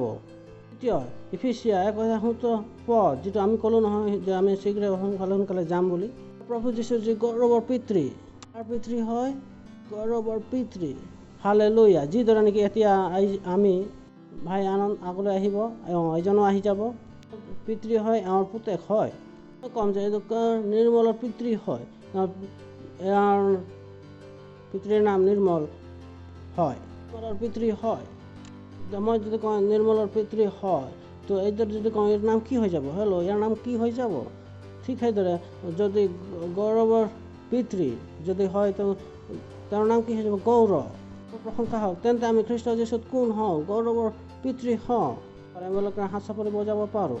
প্ৰভু যীশুৰ পিতৃ যিজন গৌৰৱৰ পিতৃ হয়, কি আমি গৌৰৱৰ ঈশ্বৰৰ গৌৰৱ হওঁ? কওক আমি ঈশ্বৰৰ গৌৰৱ হওঁ। মই ঈশ্বৰৰ গৌৰৱ হওঁ। আপুনি কেতিয়াও এনেকৈ ভাবিব নোৱাৰে যে মই ঈশ্বৰৰ গৌৰৱ হওঁ নে নহওঁ। মই ঈশ্বৰৰ গৌৰৱ হওঁ। মই থাকিলে মই আপোনালোকক বুজালো হয় যে আপোনালোকে ঘৰত গৈ অনুসন্ধান কৰিব যে গৌৰৱ কি হয়। কওক যে মই ঈশ্বৰৰ গৌৰৱ হওঁ। তাৰ পাছত মই আপোনালোকক ইতিমধ্যে কৈছোঁ, যিটো এনেকুৱা এটা বিষয় হয় যিটো নেকি জীৱন জুৰি আপোনালোকক শিকাব পাৰোঁ। তৃতীয় আমি ক'লোঁ যে আপুনি জানক যে আপুনি খ্ৰীষ্টত কোন হয়। আপোনালোক কৈছিলোঁ যিটো নেকি 1 কৰিন্থীয়া 2 অধ্যায় 16 পদ। তোমালোকে নাজানা নেকি যে তোমালোকে ঈশ্বৰৰ মন্দিৰ? প্ৰভুৰ প্ৰশংসা হওক। যে তোমালোকে কি হয়? ঈশ্বৰৰ মন্দিৰ হয়। কওক মই ঈশ্বৰৰ মন্দিৰ হওঁ। ঈশ্বৰৰ মন্দিৰ হওঁ। মই ঈশ্বৰৰ মন্দিৰ হওঁ। আপুনি এইটো জানি ল'ব, তেতিয়া আপুনি নক'ব যে মই মদ্যপী হওঁ বুলি, ক'ব যে মই মদ্যপী হওঁ বুলি, ক'ব যে মই ক্ৰোধিত হওঁ বুলি। নিজকে এনেকুৱা নামেৰে নিজে নামাতিব। আপুনি এইদৰে নহয়, তেনেকুৱা নহয়। আপুনি সেইদৰে হয় যিদৰে নেকি বাক্যই কৈছে। প্ৰশংসা হওক। শুনিছে আপোনালোক? কি কৈছে যে তোমালোক ঈশ্বৰৰ মন্দিৰ? কওক মই ঈশ্বৰৰ মন্দিৰ বুলি। আপুনি নিজকে নিজে ভুল বুজিবৰ কাৰণেও নাই। নিজকে নিজে এইদৰে ভাবিব ল'ব লাগিব যে আপুনি ঈশ্বৰৰ অনুসাৰে যে আপুনি মন্দিৰ হয়। চিন্তাবিলাকক আপুনি দূৰ কৰি দিয়ক যে আপুনি একো নহয় বুলি। সেইবিলাকৰ লগত আপুনি যুঁজিব লাগিব যে আপুনি কোন হয়। প্ৰশংসা হওক। এইটোহে তেনেকুৱা হয়। আপুনি যুঁজিব লাগিব যদি আপুনি এইটো অনুসন্ধান কৰা নাই। প্ৰভুৰ প্ৰশংসা হওক। এনেকুৱা হয় যদি আপুনি কোৰ্টত কেছ যুঁজিবৰ কাৰণে যায়, আপোনাৰ লগত সকলোবিলাক প্ৰমাণ থাকিব লাগিব। আপুনি প্ৰমাণৰ অবিহনে আপুনি কেছ যুঁজিব নোৱাৰে। প্ৰভুৰ প্ৰশংসা হওক। তেওঁ কৈছে যে কি তোমালোকে নাজানা নেকি? এইটোতো কৈছে যে তোমালোকে জানিবই লাগিব। তোমালোক ঈশ্বৰৰ মন্দিৰ। আৰু যিটো সকলোতকৈ ডাঙৰ যে মই কৈ দিছোঁ আপোনালোকক, গীতমালা 82 নম্বৰ 6 পদ। মই ক'লোঁ তোমালোকে ঈশ্বৰবিলাক। প্ৰভুৰ প্ৰশংসা হওক। হালেলুয়া। কওক যে মই ঈশ্বৰ হওঁ। কওক আমি ঈশ্বৰ হওঁ। আপোনালোকে ভালকৈ কোৱা নাই, ভালকৈ কওক যে মই ঈশ্বৰ হওঁ। এইটো এনে এটা শাৰী হয় যিটো লোকবিলাকে শুনি পলাই যায়, কয় এইটো কি? কয় যে আমিতো মনুষ্য হওঁ। এইটো লিখা আছে তাত, চাই লওক। বাইবেলে কৈছে, মই ক'লোঁ তোমালোকে ঈশ্বৰবিলাক। কোৱা নাই যে ঈশ্বৰ তোমালোকে হৈ যাবা বুলি। তোমালোকে ঈশ্বৰবিলাক। ভাবি চাওঁ কিমানে এই কথাষাৰ জানে। কয় যে সদায় এই সমস্যাত আছে, আমি মনুষ্য হওঁ, আমি পাপী পেটৰ কাৰণে কাম কৰিব লাগে, কষ্ট খাই আছোঁ, আজি এনেকৈ কৰি আছোঁ। তেওঁবিলাকে গম পোৱা নাই যে তেওঁলোকে কিয় হয়। ঈশ্বৰ হিচাপে যিটো নেকি ভাবি চিন্তা কৰি জীৱন অতিবাহিত কৰি আছে, কিন্তু আনফালে যদি আমি চাওঁ, এইটো কৈছে যে তোমালোকে ঈশ্বৰবিলাক। কওক মই ঈশ্বৰ হওঁ। ভাবি চাওক যদি আপুনি ঈশ্বৰ হয় তেন্তে বেমাৰত কেনেকৈ ভুক্তভোগী হ'ব পাৰে? যদি আপুনি ঈশ্বৰ হয় তেন্তে আপুনি দৰিদ্ৰ কেনেকৈ হ'ব পাৰে? হ'ব পাৰে আপুনি এইটো অনুসন্ধান কৰা নাই, কিন্তু এইটো সত্য হয়। তোমালোকক কৈছোঁ, তোমালোক ঈশ্বৰ হোৱা আৰু সকলোবিলাক আটাইবিলাক সৰ্বোপৰি জনাৰ সন্তান। মই ঈশ্বৰ নহয়, আপুনিও হয়। তাত লিখা আছে, কৈছে যে আৰু তোমালোক আটাইবিলাক সৰ্বোপৰি জনাৰ সন্তান। সঁচাকৈ বৃহৎ হয়। পৃথিৱীৰ আন কোনো কিতাপে আপোনাক নক'ব ঈশ্বৰ হয় বুলি। এনেকুৱা এজন ব্যক্তি নাই নেকি যে ক'ব পাৰিব যে ঈশ্বৰৰ বুলি? বাইবেলে স্পষ্টকৈ কৈছে, তোমালোক ঈশ্বৰবিলাক কওক যে আমি ঈশ্বৰ হওঁ, মই ঈশ্বৰ হওঁ। তথাপি মনুষ্যৰ নিচিনা আপুনি পৰি যাব আৰু কোনো প্ৰধানৰ আগত পৰি যাব। কৈছে যে জানো তোমালোক ঈশ্বৰ হোৱা, কিন্তু মনুষ্যৰ নিচিনা মৰিব সেইটো জানে। কোৱা নাছিলে যে তোমালোক মনুষ্য বুলি, ক'লে নেকি? কোৱা নাই। তেওঁ ক'লে যে তোমালোক ঈশ্বৰবিলাক আৰু মৰিব কেনেকুৱা মানুহৰ নিচিনা। কিয়নো ঈশ্বৰে জানিছিলে যে বহুতো লোকবিলাক আছে নিজকে কেতিয়াও অনুসন্ধান কৰা নাছিলে, এইবিলাক ইয়াক কেতিয়াও জানিবৰ কাৰণে চেষ্টাও কৰা নাই। ঈশ্বৰে এইটো জানে, ঈশ্বৰে এইটোও জানে। বহুতো সময়ত লোকবিলাকৰ বাইবেল পঢ়িবৰ কাৰণে সময় নাই আৰু সময়ো নিদিয়ে। এইবিলাকৰ কাৰণে বাক্য ইমান আৱশ্যক নহ'ব, ঈশ্বৰে এইটোও জানে। আপুনি এটা মন বনাই ল'ব লাগিব যে মই এনেকুৱা নহওঁ, মই এনেকুৱা হ'ম যি নেকি ঈশ্বৰৰ বাক্যক মই কৰিম, মনুষ্যৰ নিচিনা নমৰিম। আপুনি এটা সিদ্ধান্ত ল'ব পাৰে। এইটো এটা আপোনাৰ বাছনি হয়। আহক আমি এইটো আকৌ এবাৰ পঢ়োঁ। কৈছে গীতমালা 42:6 যে মই ক'লোঁ তোমালোক ঈশ্বৰবিলাক, প্ৰভুৰ প্ৰশংসা হওক। তেওঁক ক'লে যে যি মই কৈছোঁ, এখন ঈশ্বৰে নিজৰ সদৃশেৰে বনালে, তেতিয়াৰ পৰা আমি কি হৈ গ'লোঁ? ঈশ্বৰ হৈ গ'লোঁ। প্ৰভুৰ প্ৰশংসা হওক। কৈছে যে মই ঈশ্বৰৰ আশীৰ্বাদ হওঁ, সলনি নকৰিম। তুমি ঈশ্বৰ আছিলা, ঈশ্বৰ আছা আৰু ঈশ্বৰে থাকিবা। এনেকুৱা নহয় যে আপুনি সুখী কৰি দিয়াটো খ্ৰীষ্ট ঈশ্বৰ আপোনাৰ ভিতৰত থাকে নে নহয়। আমি নিজে নিজে এজন খ্ৰীষ্ট হওঁ। যি সত্য হয়, আপোনাৰ প্ৰাৰ্থনা সলনি হৈ যাব। আপুনি এনেকুৱা কৰিব নোৱাৰিব যে মই নাৰিকল দিছোঁ, কি কৰিছোঁ, সেই সকলোবিলাক কৰিছোঁ। আপুনি এনেকুৱা ক'ব নোৱাৰে। আপুনি নিজকে অসাৰ ব্যৰ্থ অনুভৱ কৰিব নোৱাৰে। ঈশ্বৰ এজন কেনেকৈ এনেকৈ ভাৱনা কৰিব পাৰে। অন্যথা তোমালোক ঈশ্বৰবিলাক আৰু সকলোৱে সৰ্বজনাৰ সন্তান। ক'লে যে এইটো এনেকুৱা হয়, কিন্তু কিমানেই জানে? যদি আপুনি আপোনাৰ বিশ্বাসক কাৰ্যত লগাই তেন্তে আপোনাৰ সমস্যা নহ'ব। তিৰোতা হয়তো এনেকুৱা হ'ব নহয়, এইটো আপোনাৰ মন হয়, এইটো আপোনাৰ সমস্যা হয়। বহুতো তিৰোতা এনেকুৱা মই জানো যিসকলৰ একো সমস্যা নহয়। মই এনেকুৱা তিৰোতা কিছুমানৰ বিষয়ে জানো যিবিলাকে থিয় সন্তান জন্ম দিয়ে, থিয় হৈ আৰু 2 ঘণ্টাৰ পাছত তেওঁবিলাকৰ অফিচত হয়। কিয়নো তেওঁবিলাকে মানি লৈছিল তেওঁবিলাকে ঈশ্বৰবিলাক হয়। প্ৰভুৰ প্ৰশংসা হওক। কিন্তু আপোনাৰ ওপৰত হয় যে আপুনি কোনটো জ্ঞানেৰে জীৱন অতিবাহিত কৰিছে। যদি আপোনাৰ জীৱন সলনি কৰিব বিচাৰে তেন্তে আপুনি আপোনাৰ জ্ঞানক সলনি কৰিব লাগিব। যদি আপুনি সেই টিভিৰ পৰা যি জীৱন শিকিছে বা কিতাপৰ পৰা যি জীৱন শিকিছে, সেইটোৱে আপুনি শিকিব যিটো তেওঁবিলাকে অতিবাহিত কৰে। কৈছে যে মই ক'লোঁ তোমালোক আটাইবিলাক ঈশ্বৰবিলাক আৰু সৰ্বপৰিজনাৰ সন্তান। হয়, আপোনালোকে ক'ব পাৰে যে এইটো পুৰণি নিয়মত আছে বুলি। যীশুখ্ৰীষ্ট এইটো কেতিয়া ক'লে? যোহান 10:34। তেওঁবিলাকক উত্তৰ দিলে, মই ক'লোঁ তোমালোকে ঈশ্বৰবিলাক, এই কথাষাৰ তোমালোকৰ বিধানত লিখা নাইনে? যীশু কৈছিলে যে মই জানো যে তোমালোকে জানিব লাগে বুলি। এতিয়া তেওঁ যিহুদীবিলাকৰ সৈতে কথা বতৰা কৰি আছে। যীশুৱে ক'লে এইটো সত্য হয়, তোমালোকে জানিব লাগে। আপুনি জানিব লাগিব যে আপুনি ঈশ্বৰবিলাকৰ হয় আৰু আপুনি মনুষ্য হিচাপে সমস্যাত থাকিব নোৱাৰে। পিতৃয়ে মোক এইটো কৈ দিলে, মোক সেইটো হৈ গ'ল, মোৰ মাতৃয়ে এইটো কৈ দিলে, মোৰ গৰাকীয়ে এইটো কৈ দিলে। ঠিক আছে, কিন্তু আপোনাৰ মনত আছেনে ঈশ্বৰে আপোনাক কি কৈছে?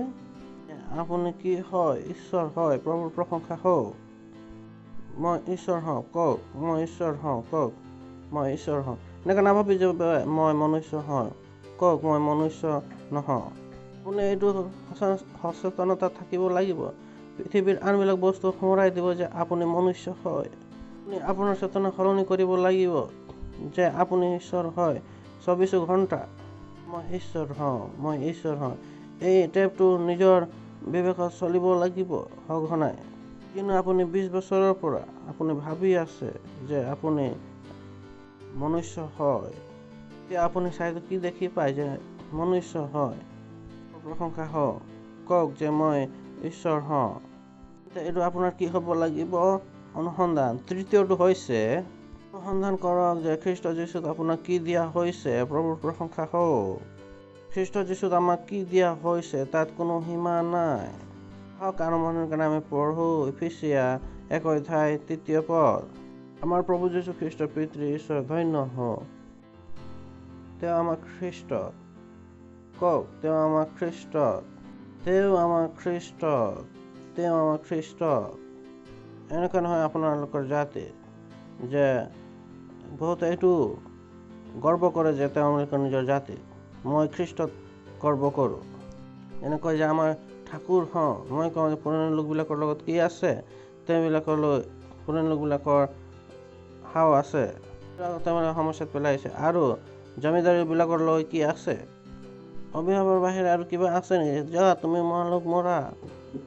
আমাৰ প্ৰভু যীশু খ্ৰীষ্টৰ পিতৃ ঈশ্বৰ ধন্য হওক।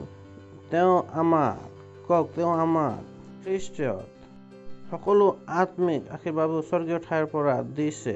প্ৰভুৰ প্ৰশংসা হওক। এইটোৱে যে আপোনালোকে সেইটো অনুসন্ধান কৰিব লাগিব।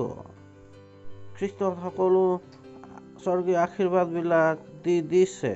এতিয়া এইটো আপোনাৰ কাৰ্য হয় যে এই আশীৰ্বাদবিলাকক অনুসন্ধান কৰাটো।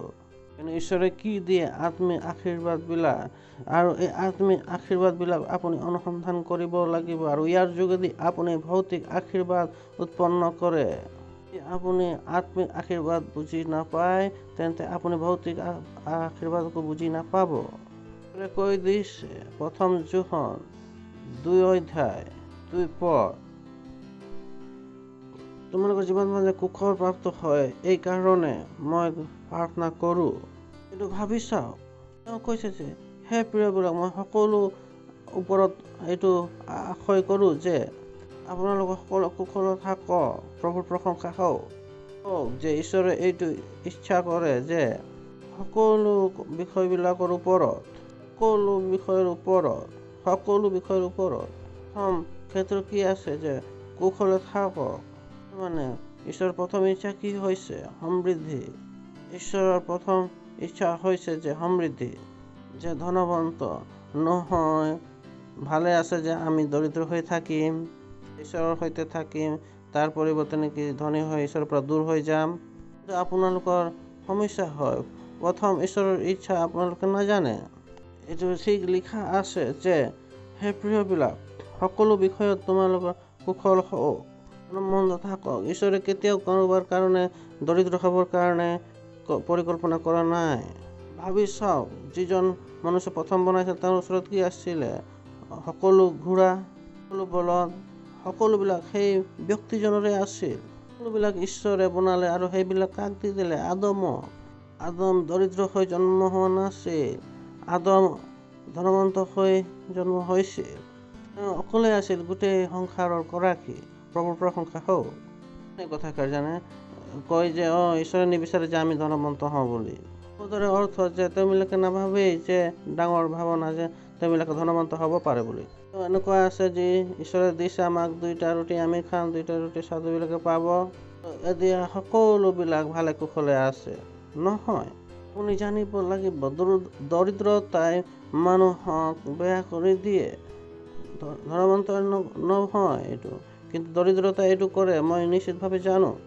এজন ব্যক্তি 5 বছৰৰ কাৰণে দৰিদ্ৰ কৰি এৰি দিয়ক, তেওঁ তাত দুষ্ট হৈ যাব, তেওঁ স্বাৰ্থপৰ হৈ যাব, তেওঁ লোভী হৈ যাব, তেওঁ সদায় নিজৰ বিষয়ে ভাবিব, তেওঁ দৰিদ্ৰতাক আঁকোৱালি ল'ব। বহুতে নিজৰ দৰিদ্ৰতাত সুখী থাকে। মই কওঁ যে কেনেকৈ দৰিদ্ৰতাত সুখী হৈ থাকিব পাৰে? তেওঁবিলাকে এইটো বিৰোধ নকৰে। ঈশ্বৰে কাৰো কাৰণে কেতিয়াও দৰিদ্ৰ হ'বৰ কাৰণে পৰিকল্পনা কৰা নাই। ঈশ্বৰে আমাক দৰিদ্ৰ বনাইছেতো আমি কি কৰিম? প্ৰথমে আপোনালোকে জানক যে ঈশ্বৰে কাকো দৰিদ্ৰ বনোৱা নাই। লিখা আছে যে সকলো বিষয়বোৰৰ ওপৰত তোমালোকৰ কুশল হওক, সমৃদ্ধি হওক, কওক, ধনৱন্ত হওক।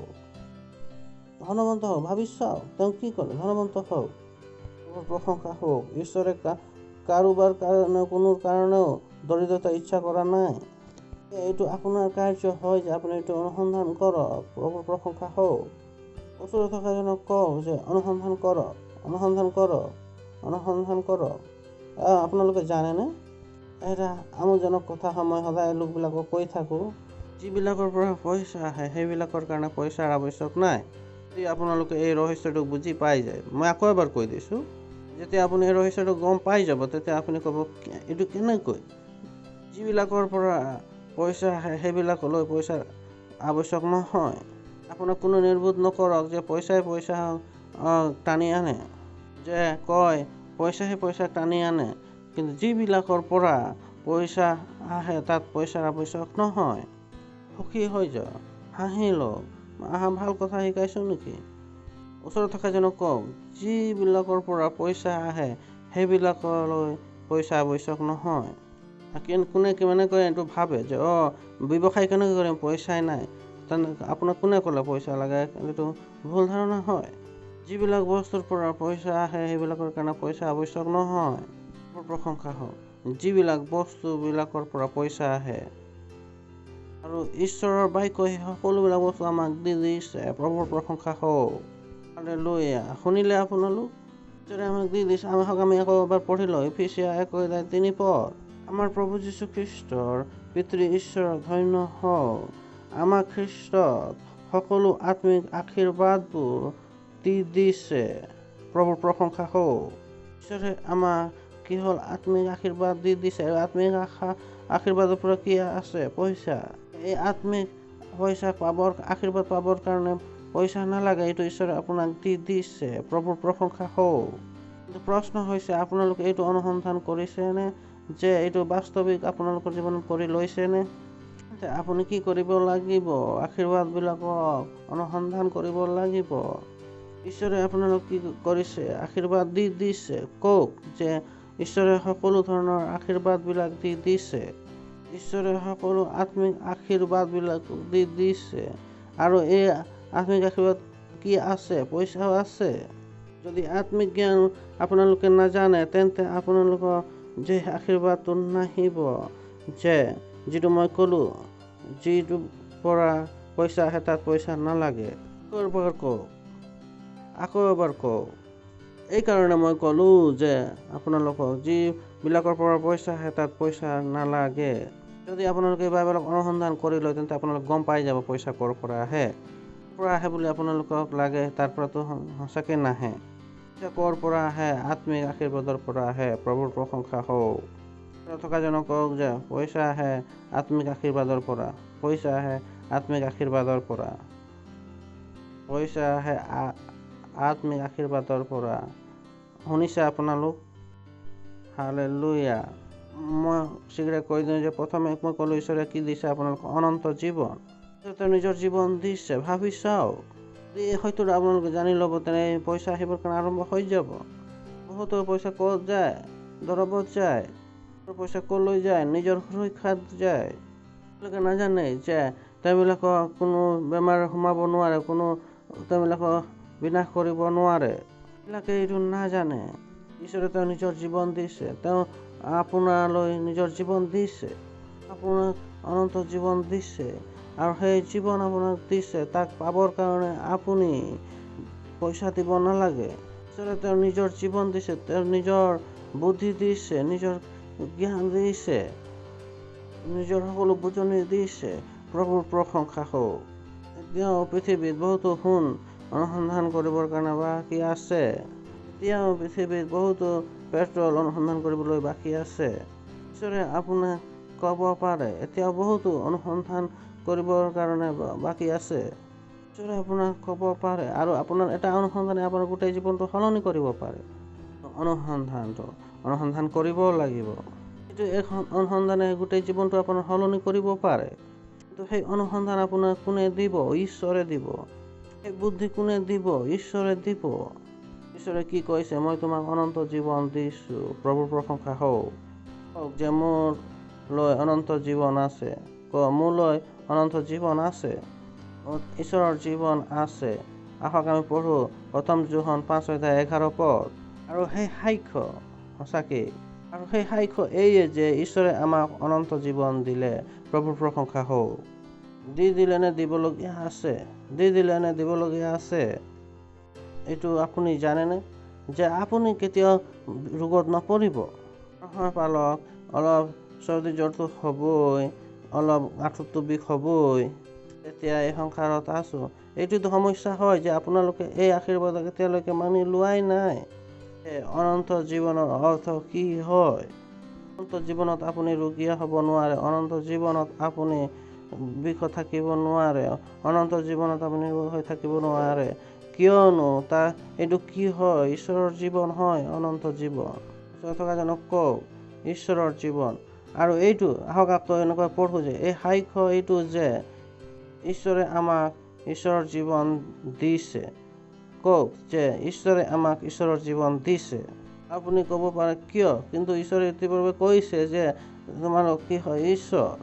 যদি মই ঈশ্বৰ হওঁ তেন্তে কি হ'ব লাগিব? মোলৈ ঈশ্বৰৰ জীৱন থাকিব লাগিব, যাতে মই ঈশ্বৰৰ জীৱন অতিবাহিত কৰিব পাৰোঁ।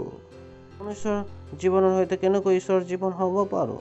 ঈশ্বৰে ক'লে যে তেওঁলোকে আমাক সকলোকে জীৱন দিছে, তেন্তে আমি কি হ'লো? তেওঁৰ জীৱন। তেন্তে কিমান এই কথাষাৰ জানে যে মই দৰিদ্ৰত আছিলোঁ? আপুনি এইটো ভাগটো এৰিব লাগিব।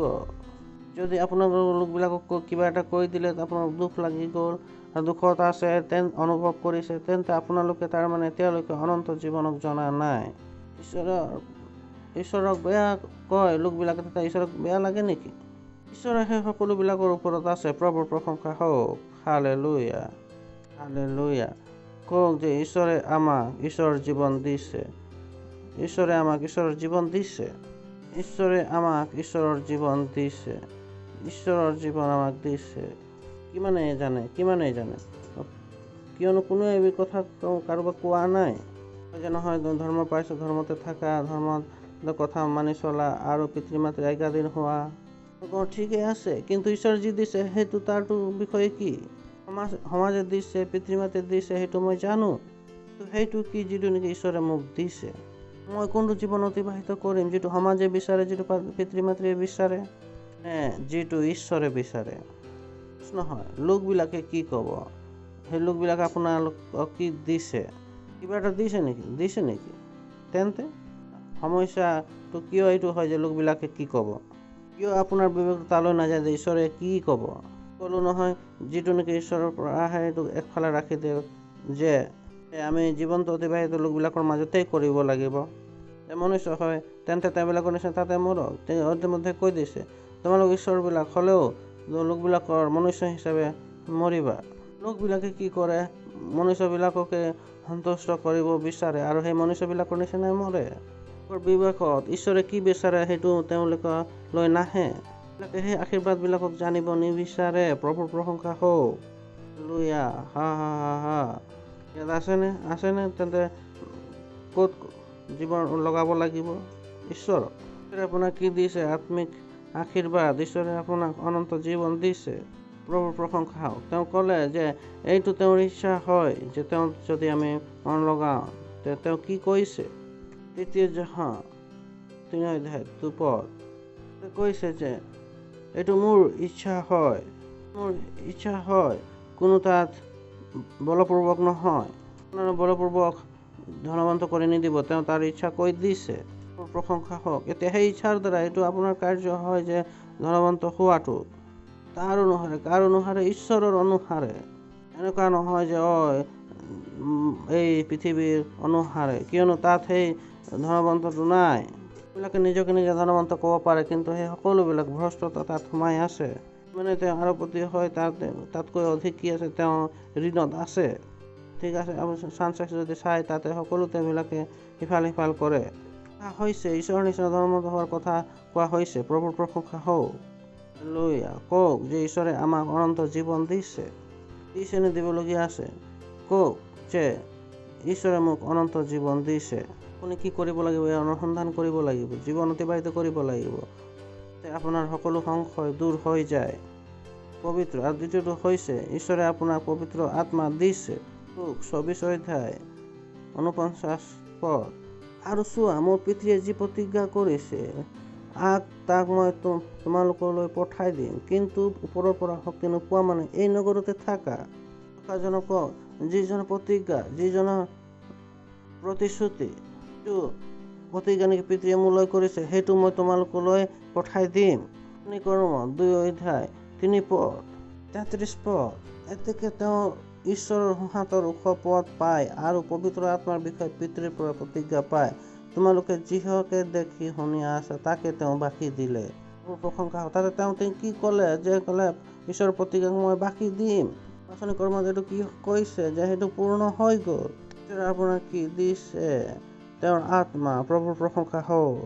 পবিত্ৰ আত্মা, সময় হ'লে কেনেকৈ হ'লহেঁতেন। পবিত্ৰ আত্মা যদি আপোনাৰ লগত আছে, আপোনাৰ পবিত্ৰ আত্মা যদি অনুসন্ধান কৰি লৈছে, তেন্তে আপোনাক আন একো বিচাৰিব নালাগিব।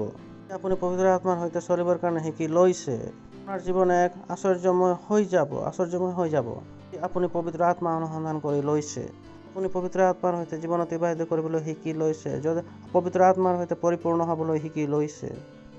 পবিত্ৰ আত্মাই এনেকৈ আপোনালোকক বিচাৰ চিন্তাধাৰা দিব যে আপুনি জানিব লাগিব যে ঈশ্বৰে আপোনাক কি দিছে। পবিত্ৰ আত্মা থকাজনক কওক যে ঈশ্বৰে পবিত্ৰ আত্মা দিছে। ঈশ্বৰে পবিত্ৰ আত্মা দিছে। তো আপোনাৰ কাৰ্য কি হয়, যে সেই পবিত্ৰ আত্মাৰে পৰিপূৰ্ণ হোৱা। আপুনি ইয়াতে পৰিশ্ৰম কৰক যে আপুনি পবিত্ৰ আত্মাৰে পৰিপূৰ্ণ হৈ থাকে। পবিত্ৰ আত্মাৰে পৰিপূৰ্ণ হৈ থাকে। আপুনি পবিত্ৰ আত্মাৰে পৰিপূৰ্ণ হৈ থাকে, তো পইচা আপোনাৰ লৈ টান খাই আহিব। কোনোবাই দৰিদ্ৰ আছে কয় যে মই পবিত্ৰ আত্মাৰে পৰিপূৰ্ণ আছো, তেন্তে মই সেইটো মানি নলওঁ। পবিত্ৰ আত্মাৰে পৰিপূৰ্ণ হৈ আপুনি দৰিদ্ৰ হ'ব নোৱাৰে। পবিত্ৰ আত্মাৰে পৰিপূৰ্ণ হয় দৰিদ্ৰ, ঈশ্বৰৰ ইচ্ছা হয়তো দৰিদ্ৰ নহয়। আৰু পবিত্ৰ আত্মাই কি আছে? ঈশ্বৰৰ ইচ্ছা পূৰ্ণ কৰিবৰ কাৰণে। প্ৰভুৰ প্ৰশংসা হওক। পবিত্ৰ আত্মাই আপোনাক দৰিদ্ৰ হ'ব নিদিব, কিয়নো তেওঁ এইবাবে আহিছে যে ঈশ্বৰৰ ইচ্ছা পৰিপূৰ্ণ হওক বুলি। লোকবিলাক আছে যে তেওঁবিলাক পবিত্ৰ আত্মাৰে পৰিপূৰ্ণ হ'বলৈ প্ৰয়াস কৰি আছে যে পৰভাষা কৈ থাকিব বিচাৰে, যে যাতে কিয়নো পবিত্ৰ আত্মাৰে পৰিপূৰ্ণ হ'ব বিচাৰে। লোকবিলাক আছে যে তেওঁবিলাকে এইটো কাৰ্য কৰিবৰ কাৰণে চেষ্টা কৰিছে। তেওঁবিলাকে অভিযোগ কৰি আছে যে আমি বেমাৰ হওঁ, আমি সহায়হীন হওঁ, আমাক কোনো নাই সহায় কৰিবৰ কাৰণে। মই কওঁ যে যিজন সহায় কৰিব আছে তেওঁ আপোনালোকে সহায় লৈছেনে? মোৰ পত্নীৰ স্বামীৰ পৰা বচাই লওক। মই কওঁ যে পবিত্ৰ আত্মা পৰিপূৰ্ণ হৈ যাওক, আপুনি নিজে বাচি যাব স্বামীৰ পৰা। আপুনি জানে যে পবিত্ৰ আত্মাৰে পৰিপূৰ্ণ হোৱাৰ মহত্বৰ কথা। সেই সকলোৰে পৰিপূৰ্ণ হৈ যাব। তেতিয়া আপুনি ইয়াৰ স্বীকাৰ নহ'ব। কওক যে মই স্বীকাৰ নহওঁ, মই স্বীকাৰ নহওঁ। যদি আপুনি পবিত্ৰ আত্মাৰে পৰিপূৰ্ণ হয়, তেন্তে আপুনি কি হৈ যাব? স্বীকাৰ হৈ যাব। ৰোগী আপোনাক কি কৰিব? স্বীকাৰ কৰিব। শয়তানে আপোনাক স্বীকাৰ কৰিব। প্ৰতিটো প্ৰত্যাহ্বানে আপোনাক স্বীকাৰ কৰিব। তেওঁবিলাকৰ সৈতে সকলো সমস্যা তেওঁলোকৰ ওচৰলৈ আহে। যে সকলো সমস্যাবিলাক মোৰে ওচৰলৈ কিয় আহে? কিয়নো আপুনি পবিত্ৰ আত্মাৰে পৰিপূৰ্ণ হৈ থকা নাই। আপুনি কি হৈছে? সকলো ৰোগৰ চিকাৰ হৈ আছে। অক্টোবৰত তেওঁক ঠাণ্ডা লাগিব আৰু আগষ্টত তেওঁক কাহ আহিব। জানেনে, এনেকুৱা আছে কিছুমান যিবিলাক কাহ আগতে লাগি যায়, যে আমাৰ এইটো এলাৰ্জি আছে, আমি AC ল'ব নোৱাৰোঁ, ফেন ল'ব নোৱাৰোঁ। গীৰ্জালৈ আহিও কয় যে মোক বৰ ঠাণ্ডা লাগিছে, AC বন্ধ কৰি দিয়ক। মানে তেওঁবিলাকৰ ভাল বস্তু, তেওঁবিলাকৰ কি হৈছে? সমস্যা আছে। প্ৰশংসা হওক। হালেলুয়া। আহিব পাৰে। হা হা হা হা হা হা হা হা হা হা হা হা হা হা। থকাজনক কওক পবিত্ৰ আত্মাৰে পৰিপূৰ্ণ হৈ থাকক। পবিত্ৰ আত্মাৰে পৰিপূৰ্ণ হৈ থাকক। পবিত্ৰ আত্মা এইবাবেই দিছে যাতে আপুনি সেই পবিত্ৰ আত্মাৰে পৰিপূৰ্ণ হৈ থাকে। এই কাৰণে অকল দিয়া নাই যে পবিত্ৰ আত্মাক গ্ৰহণ কৰিলে আৰু সকলোবিলাক শেষ হৈ গ'ল, নহয়। পবিত্ৰ আত্মা এইবাবেই দিছে যাতে আপুনি পবিত্ৰ আত্মাৰে পৰিপূৰ্ণ হৈ থাকে। সেইটো জীৱন অতিবাহিত কৰিব পাৰে, যিটো জীৱনৰ কাৰণে আপোনাক বনোৱা হৈছে। পবিত্ৰ আত্মাৰে পৰিপূৰ্ণ হোৱাৰ অবিহনে কোনেও ঈশ্বৰৰ জীৱন অতিবাহিত কৰিব নোৱাৰে। ইয়াৰ অৱশেষত ঈশ্বৰে আপোনাক কি দিছে? উত্তৰাধিকাৰ দিছে। প্ৰভুৰ প্ৰশংসা হওক। কৰ্ম 20:32 তেওঁলৈ আৰু তেওঁৰ অনুগ্ৰহ বাক্যৰে তোমালোকক সমৰ্পণ কৰি দিছো। গৌৰৱ হয় কওক। হালেলুয়া। যে বাক্যই মোক উন্নতি কৰে, পৰীক্ষা উন্নতি নকৰে। যে হৰলিক্স কমপ্লেইন বয় হয়, এইবিলাকে সহায় নকৰে। এদিনে খাওক যে কণী খাওক, কিন্তু তাৰ পৰা কোনো উন্নতি নহয়। খালে উন্নতি নহয়। উন্নতি ক'ৰ পৰা হয়? ঈশ্বৰৰ বাক্যৰ পৰা। প্ৰভুৰ প্ৰশংসা হওক। লিখা আছে, কওক বাক্যই মোৰ উন্নতি কৰে। 2:3 পঢ়ক। যিটো তোমালোকৰ, কওক যিটো তোমালোকৰ। তোমালোকৰ নে পাষ্টাৰ আইজাকৰ? কাৰ উন্নতি হ'ব? যেতিয়া দেখক পালকে কৈ থাকে যে বাইবেল পঢ়ি থাকক বুলি, আৰু বেলেগ একো নাজানে। মই ক'লোঁ যে তাতকৈ আৰু মই কি ক'ম? ডেকা লোকবিলাক মোৰ পৰা পলাই বাইবেল পঢ়িলে কয় নাই পঢ়া। সেইবাবে তেওঁবিলাকে মোৰ পৰা দূৰ পলাই যায়। তেওঁবিলাকে নিজৰ উন্নতি নিবিচাৰে, মই তেওঁবিলাকৰ উন্নতি বিচাৰোঁ। এইটো ভাবি চাওক। তো যেতিয়া আপোনালোকে মোৰ বিষয়ে কোনোবাই বেয়া কৈছে তো সুধিব, তেওঁবিলাকে ক'ব যে প্ৰাৰ্থনা কৰক বাইবেল পঢ়ক, প্ৰাৰ্থনা কৰক বাইবেল পঢ়ক। আমি পলাইছোঁ আৰু বেলেগ কোনো কাৰণে আমি পলোৱা নাই। কিন্তু মোৰ বিষয়ে ক্ৰোধ হয়, তেওঁবিলাকক সুধিব, প্ৰথম কাৰণ এইটোৱেই পাব যে চেল চলাই লওক, চেলত আপুনি কেনেকৈ জানে যে সকলোবিলাক থাকিব তাত? কয় যে আন কোনো কথা নাই, মোলৈ মোৰ ছোৱালী কোনো থাপৰ দিয়া নাই, একো যুঁজ হোৱা নাই। তেওঁবিলাকলৈ এটাই কথাই কৈ আছোঁ যে বাক্য পঢ়ি লওক, আৰু তেওঁবিলাকে কয় আমি নপঢ়িম। যি এটা আপোনালোকে বুজি পাই গৈছে, এইটোৱে এটা যুঁজ আছে। আমাক টিভি চাবলৈ ভাল লাগে, কুকুৰক খুৱাবৰ কাৰণে ভাল লাগে, মেকুৰী খুৱাবৰ কাৰণে ভাল লাগে, আৰু পালকে এইটো কি কৈ আছে, বিলাকৰ লগত যাবলৈ ভাল লাগে। 10 বজাত যাওঁ, 8 বজাত যাওঁ, আকৌ ঘূৰি আহোঁ। চিঞৰি কৈছে বাইবেল কিয় পঢ়া নাই? আপোনালোকৰ উন্নতি বিচাৰোঁ আৰু আপোনালোকে আপোনাৰ দৰিদ্ৰতা বিচাৰিছে। বন্ধুবৰ্গক আপোনালোকক লাগে, তেওঁবিলাকে আপোনাৰ উন্নতি নকৰে। উন্নতি কোনে কৰে? বাক্যই কৰে। প্ৰশংসা হওক। আৰু কোনো যুদ্ধ নাই। মই কেতিয়াবা আপোনালোকলৈ চিঞৰিছোঁ, তেন্তে এইটো কথাৰ কাৰণে চিঞৰিছোঁ যে আপোনালোকে বাইবেল পঢ়িলেনে? মই জানো এইটোৱে আপোনালোকক উন্নতি কৰিব পাৰে। প্ৰশংসা হওক। হা হা হা। উন্নতি কৰিব পাৰে, চাই লওক, সেইটো তাৰ যিটো নিয়ম আছে। সেইকাৰণে এতিয়া মই যি অনুগ্ৰহৰ বাক্য তোমালোকলৈ গতাই দিছোঁ, যিটোৱে তোমালোকক কি কৰিব পাৰে? উন্নতি কৰিব পাৰে। নহয় আপোনালোকক যিহৰ পৰা পইচা আহে সেইবিলাকলৈ পইচা নালাগে। আপোনালোকে বিনামূল্যে বাইবেল পঢ়িব পাৰে, সেইটো আপোনালোকে পঢ়িছেনে? এই বাৰ্তা আপোনালোকে শুনিব পাৰে, এইটো আপোনালোকে শুনিছেনে? আপোনালোকে প্ৰতি দেওবাৰে গীৰ্জালৈ যোৱাটো কঠিন হৈ পৰে, কয় যে প্ৰতি দেওবাৰে গীৰ্জালৈ যাব লাগে। বুধবাৰে শুনাটো আৱশ্যকীয় হয় নেকি? নুশুনক, এতিয়া উন্নতি নহ'ব। চাওকচোন ইয়াত ইমান সভাবিলাক হয়, বেলেগ মণ্ডলীবিলাক চাওক, তাত ইমান সভা নহয়, কেৱল দেওবাৰে হয়। যে বেলেগ মণ্ডলীবিলাক আপোনালোকে গৈ চাব, তাত কেৱল লোকবিলাক বৃদ্ধ হৈ থাকে। প্ৰভুৰ প্ৰশংসা হওক। তেওঁলোকে গম পাই যাব যে অনন্ত জীৱন মোৰ হয়। কওক অনন্ত জীৱন মোৰ হয়, অনন্ত জীৱন মোৰ হয়। তেওঁ ক'লে যে অনুগ্ৰহৰ বাক্য মই তোমালোকলৈ সমৰ্পণ কৰি দিছোঁ। তোমালোকলৈ কওক, তোমালোকলৈ কালৈ কোনে কৰিব পাৰে? যদি আপুনি বাক্য নপঢ়ে তেন্তে আপোনাৰ উন্নতি নহ'ব।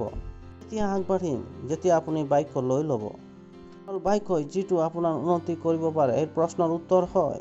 প্ৰশ্ন কৰে বছৰ ধৰি যে আমি কেতিয়া বৃদ্ধি হ'ম? যেতিয়া আপুনি বাক্য কাৰ্য কৰিবলৈ দিব। কিয়নো বাক্যই কি কৰে? উন্নতি কৰে। উন্নতি কাৰ হাতত আছে? বাক্য। মানে এইটো জানে, বহুতে এইটো নাজানে। এতিয়া মই তোমালোকলৈ বাক্য আৰু অনুগ্ৰহৰ বাক্য তোমালোকলৈ গতাই দিছোঁ। এইটো কৈছে যে লোৱা, এইটো ধৰি লোৱা। কাক কি গতাই দিলে? বাক্যলৈ গতাই দিলে। ভাল হয়, নিৰ্মল, তেওঁ অধিক বিশ্বাস কৰিলোঁ। মই কি কৰি দিলোঁ? সমৰ্পণ কৰি দিলোঁ। কিয়নো তেওঁ তাক উন্নতি কৰিব পাৰে। তোমালোকলৈ কালৈ গতাই দিছোঁ? বাক্যলৈ। মানে সেই বাক্যৰ পৰা নিজকে নিজে উলিয়াই ল'লে, তো তেওঁবিলাকে সেই মাটিৰ তলত পৰি আছে। তেওঁবিলাকক ক'ত দিলে? বাক্যৰ হাতত দিলে, আৰু তেওঁবিলাকে বাক্য গুচাই দিলে। এতিয়া ক'ত আছে? মাটিত। আপোনালোক ঈশ্বৰে আপোনালোকক কি দি দিছে? দিছে। হেল্ল', কিমানে বুজি পাইছে? এনেকৈ আপুনি আপোনাৰ সন্তানক কাক দি দিলে? ওচৰত থকা জনক, আৰু তেওঁ নিজৰ হাত গুচাই দিলে, ক'ত যাব? আপোনালোকক কি দিলে? বাক্য। আৰু বাক্য যদি আপোনালোকে গুচাই দিলে, তে ক'ত গুচি যাব? তলত। আপোনালোকৰ উন্নতি ক'ৰ পৰা হ'ব? বাক্যৰ পৰা। প্ৰশংসা হওক। যিটো আপোনালোকৰ উন্নতি কৰিব পাৰে। কি কৈছে? কৰিব পাৰে। ভাল বাক্য হয়। কৰিছেনে? কৰিব। যে মই ক'লোঁ যে তেতিয়াহে কৰিব যেতিয়া আপুনি কৰিবলৈ দিব। কৰিব পাৰে, কৰিবহে তেতিয়া যেতিয়া আপুনি কৰিবলৈ দিব। আপুনি বাক্য লয় আৰু কৰিবলৈ নিদিয়ে, তেন্তে সেইটো কৰিব নোৱাৰিব। বাক্যই। প্ৰভুৰ প্ৰশংসা হওক। আপোনালোকে ইয়াত আছেনে? কওক বাক্যই কৰিব পাৰে। বাক্যই কৰিব পাৰে। সেইটো কাৰ ওপৰত নিৰ্ভৰ আছে? এতিয়া আপোনাৰ ওপৰত। যদি আপুনি সেই বাক্যক নলয় তেন্তে আপুনি কৰিব নোৱাৰিব। তোমালোকক আৰু সকলো পবিত্ৰকৃত লোকবিলাক সকলো কি কৰি উত্তৰাধিকাৰী দিব পাৰে। প্ৰভুৰ প্ৰশংসা হওক। কওক যে উত্তৰাধিকাৰী দিব। কিয়নো আমাক ইতিমধ্যে আমাক উত্তৰাধিকাৰী দিয়া হৈ গৈছে। বাক্য দ্বাৰাই আহিব সেই উত্তৰাধিকাৰ। কওক উত্তৰাধিকাৰ দ্বাৰাই বাক্য আহিব। ইতিমধ্যে ক'লোঁ যে যিবিলাকৰ পৰা পইচা আহে তাত পইচা আৱশ্যক নাই। আপোনালৈ আপোনাৰ উত্তৰাধিকাৰী কোনে লৈ আহিব? বাক্যই। সেইধৰণে হয়, বাক্য ইয়াত কেনেকৈ দেখুওৱা হৈছে উকিলৰ নিচিনাকৈ। নেকি পিতৃ আছিলে, আপোনাৰ সম্পত্তি আছিলে, এৰি থৈ গ'ল আৰু এইটো কোনোবাই হস্তক্ষেপ কৰি লৈছে। বহুতো লোকবিলাক কি কৰে হস্তক্ষেপ কৰি লৈছে, কিন্তু ভূমি কাৰ হয়? ঈশ্বৰৰ হয়। কিমানৰ বুজি পালে? ভূমি কাৰ হয়? এতিয়া বুজি পাই গ'ল নহয় জানো? কাৰ হয়? সোণ কাৰ হয়? কয় নহয় আমাৰ ওচৰত ইমান সোণ আছে, মই কওঁ যে আমাৰ দিন আহক, আমি সকলো লৈ ল'ম। তোমালোকৰ নহয়, এইটো তোমালোকে হস্তক্ষেপ কৰি ৰাখিছা। কাৰ হয়? ঈশ্বৰৰ হয়। ইয়াৰ গৰাকী কোন হয়? ঈশ্বৰ। পৃথিৱীত যি আছে কয় আৰু যিটো এইবিলাক হয়, এই সকলোবিলাক ঈশ্বৰৰ হয়। আপোনালোকে এই সকলোবিলাক বুজি পাই যাব, তেতিয়া সংসাৰখনৰ নিচিনা চলিবৰ কাৰণে ইচ্ছা নকৰিব। সংসাৰৰ অনুসাৰে জীৱনত এইবোৰ কৰিব নোৱাৰে। যিবিলাক তেওঁৰ আছে সেইটো প্ৰকৃততে আমাৰ হয়, পিতৃৰ হয়। আপুনি ক'ব পাৰে আমাৰ ওচৰত ইমান সোণ আছে, কিন্তু সেইটো কাৰ হয়? পিতৃৰ হয়। প্ৰশংসা হওক, হালেলুয়া। যিটো নেকি পবিত্ৰকৃত কৰা হৈছে আৰু সকলোৰ মাজত উত্তৰাধিকাৰী দিয়া হৈছে। উকিল যেনেকৈ পিতৃ মৰি গ'ল আৰু যি আপোনালোকৰ কাৰণে এৰি থৈ গৈছে তাৰ কাৰণে উকিল লয়। উকিলে মোৰ উত্তৰাধিকাৰী দিব পাৰে। আপোনাৰ বেলেগ কিবা ক'ব যে মোৰ পৈতৃক সম্পত্তি মোক দিব বুলি, সেই তেতিয়াহে দিব পাৰিব যেতিয়া সেই পৈতৃক সম্পত্তি আছে। আপোনাৰ পৈতৃক সম্পত্তি নাই, তেন্তে সেই উকিলে আপোনাক আহি ওচৰৰ কাৰোবাৰ দি নিদিব। সেইদৰে বাক্যই আমাক কি দিব পাৰে? উত্তৰাধিকাৰ দিব পাৰে, কিয়নো ঈশ্বৰে আমাক এক উত্তৰাধিকাৰ দিছে। প্ৰশংসা হওক।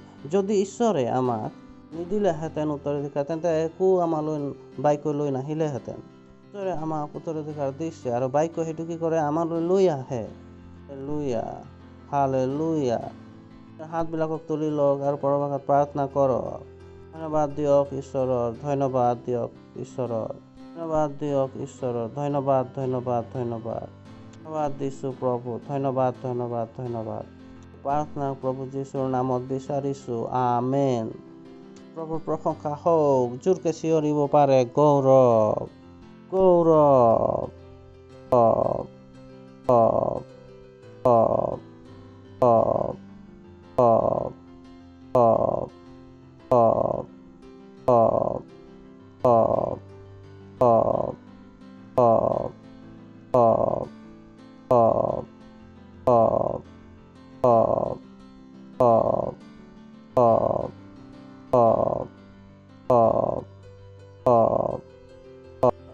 কোনোবাই যদি প্ৰথমবাৰ আহিছে তেন্তে থিয় হ'ব পাৰে। এইবিলাকৰ বাবে আমি জোৰকে হাত চাপৰি বজাম আৰু জোৰকে আমি বজাম। আপোনালোকক সকলোকে আদৰণি জনাইছোঁ আৰু যিকোনোৱে আমাৰ যি চেণ্টাৰবিলাকত চাই আছে, আপোনালোক যিবিলাকে প্ৰথমবাৰ আহিছে তেওঁবিলাকক আমি আদৰণি জনাইছোঁ। যি আপোনালোকে এতিয়া শিকিলে যে অনুগ্ৰহ কেৱল খ্ৰীষ্ট যীশুত আছে, অনুগ্ৰহ কেৱল খ্ৰীষ্ট যীশুত আছে আৰু ইয়াৰ বাহিৰত আৰু ক'তো নাই। মই বিচাৰোঁ যে আপোনালোকে যীশু খ্ৰীষ্টক নিজৰ প্ৰভু হিচাপে গ্ৰহণ কৰি লওক, তাতে আপোনাৰ সেই অনুগ্ৰহ দেখি পোৱা যাব।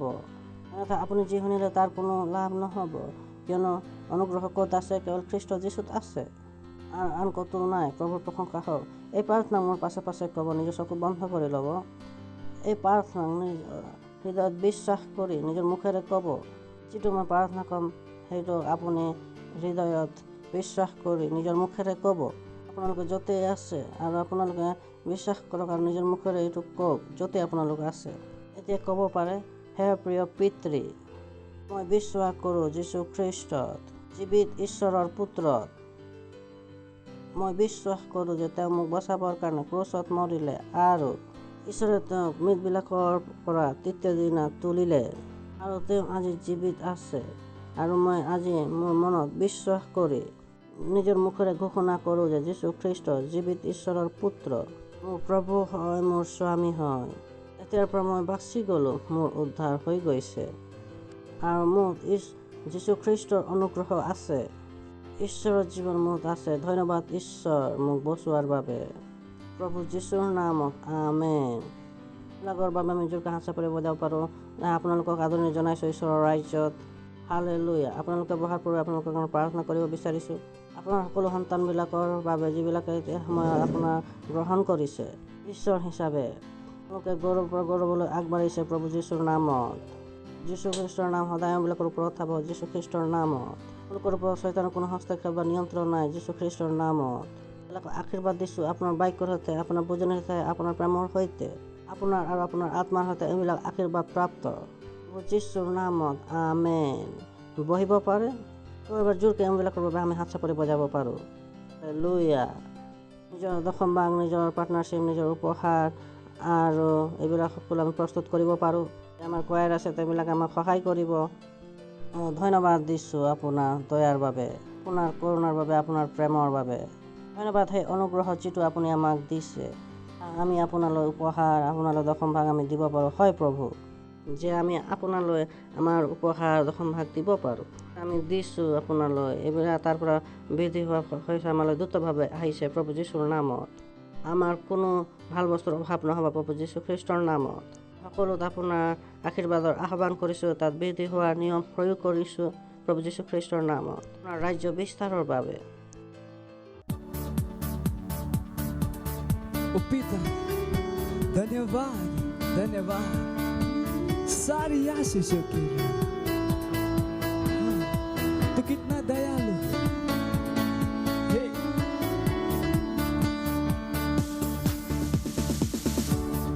पिता तेरा धन्यवाद सारी आशीषों के लिए। प्रभु तेरा धन्यवाद विनती सुनने के लिए। पिता पिता तेरा धन्यवाद सारी आशीषों के लिए। प्रभु तेरा धन्यवाद विनती सुनने के लिए। न मांगा आपने दिया, प्यार इतना मुझे किया। उत्तम आशीषों से मुझको तृप्त किया। ओ न मांगा आपने दिया, प्यार इतना मुझे किया। उत्तम आशीषों से हाँ, मुझको तृप्त किया। न मांगा फिर भी दिया, जितना मुझे किया। उत्तम आशीष से मुझको तृप्त किया। पिता तेरा धन्यवाद हे सारी आशीषों के लिए। प्रभु तेरा धन्यवाद विनती सुनने के लिए। ओ पिता पिता तेरा धन्यवाद सारी आशीषों के लिए। प्रभु तेरा धन्यवाद विनती सुनने के लिए। तू कितना दयालु है, कितना दयालु तू है मेरे पिता। मांगने से पहले तूने मुझको दिया।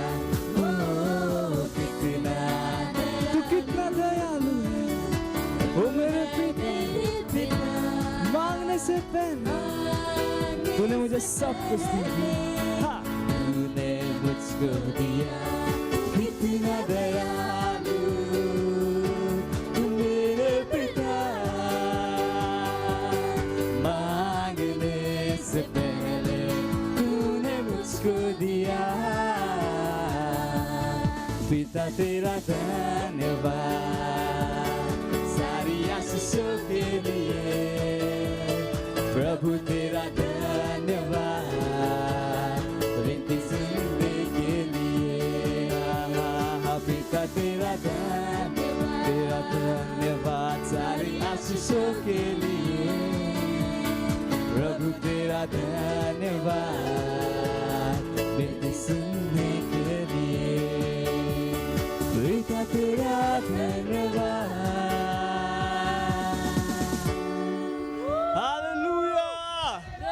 Praise the Lord. যীশু খ্ৰীষ্টৰ নামত আমেন। প্ৰভুৰ প্ৰশংসা হওক। জোৰকে চিঞৰিব পাৰে গৌৰৱ। গুৰুত্বপূৰ্ণ জাননী আছে, আপোনালোকে মন দি শুনিব। আপোনালোকৰ প্ৰথম হৈছে যে অনলাইন চাৰ্চ। জানে যে আমাৰ 36টা অনলাইন চাৰ্চ আছে আৰু বেলেগ বেলেগ ভাষাত উপলব্ধ আছে। কোনো একটাত আপোনালোকে জড়িত হৈ যাওক। নেকি আপোনালোকে যিকোনো ভাষাতে আপোনালোকে কাৰোবাক শুনাব পাৰে শুভবাৰ্তা। আৰু এপত আপোনালোকে পাব, আমাৰ ইউটিউব চেনেলত আপোনালোকে পাব, ফেচবুক পেজতো আপোনালোকে পাব। আমাৰ শিশুবিলাকৰ কাৰণে 14টা ভাষাত আছে, আপোনালোকে সেইটোকো ব্যৱহাৰ কৰক। প্ৰভুৰ প্ৰশংসা হওক। তাৰপিছত কি আছে আৰু বিতৰণ 10 কৰি বাস্তৱিকতা সংগ্ৰহ বিতৰণ কৰি আছোঁ। গৌৰৱ সেয়ে তাৰ হয়তো আপোনালোকে পাৰ্টনাৰশ্বিপ কৰক। শুনিছে আপোনালোক? 10 কৰি বাস্তৱিকতা সংগ্ৰহ বিতৰণ কৰিবৰ কাৰণে কিমান পইচা লাগিব আপোনালোকে নাজানিব পাৰে। এটা বাস্তৱিকতা সংগ্ৰহ বিতৰণ কৰিবৰ কাৰণে প্ৰায় 5ৰ পৰা 6 টকা খৰচ হয়।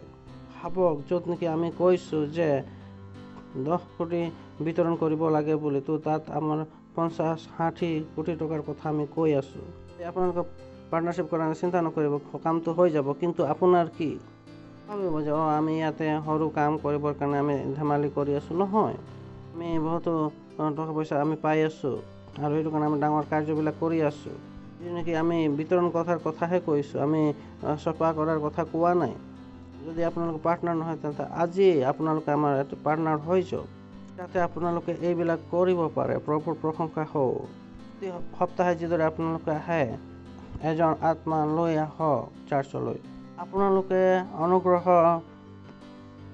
ব্যৱহাৰ কৰক আত্মাক জয় কৰিবলৈ, আত্মাক ধৰি ৰাখিবলৈ, আত্মাক পৰিচালনা কৰিবলৈ।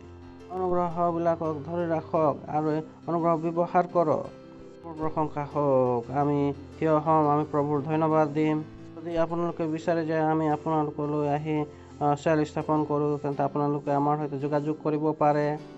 যদি আপোনালোকে নেতা হ'ব বিচাৰিছে, আমি সুখী হ'ম যে যিকোনো পক্ষে আমি আপোনালোকলৈ আমি কৰিম। নিজৰ হাতবিলাকক উঠাও, ঈশ্বৰৰ ধন্যবাদ দিয়ক, ধন্যবাদ দিয়ক, ধন্যবাদ দিয়ক, ধন্যবাদ দিয়ক, ধন্যবাদ দিয়ক, ধন্যবাদ দিয়ক, ধন্যবাদ দিয়ক, ধন্যবাদ দিয়ক, ধন্যবাদ, ধন্যবাদ প্ৰভু আপোনাৰ দয়াৰ বাবে, আপোনাৰ কৰোণাৰ বাবে। আৰু এই প্ৰাৰ্থনা প্ৰভু যীশু খ্ৰীষ্টৰ নামত বিচাৰিছোঁ, আমেন। পিতৃ ঈশ্বৰৰ প্ৰেম, প্ৰভু যীশু খ্ৰীষ্টৰ অনুগ্ৰহ আৰু পবিত্ৰ আত্মাৰ সহভাগিতা আমাৰ সৈতে সৰ্বদাই থাকক। প্ৰভু যীশু খ্ৰীষ্টৰ নামত আমেন। মংগল আৰু দয়া মোৰ জীৱনত নিবাস কৰিব আৰু মই সদাকাল জিহাৰ গৃহত বাস কৰিবলৈ পাম। প্ৰভু যীশু খ্ৰীষ্টৰ নামত আমেন। প্ৰভুৰ প্ৰশংসা হওক।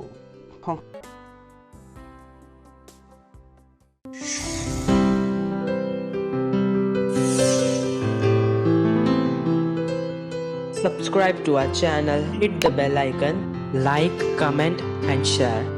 Thank you and God bless you.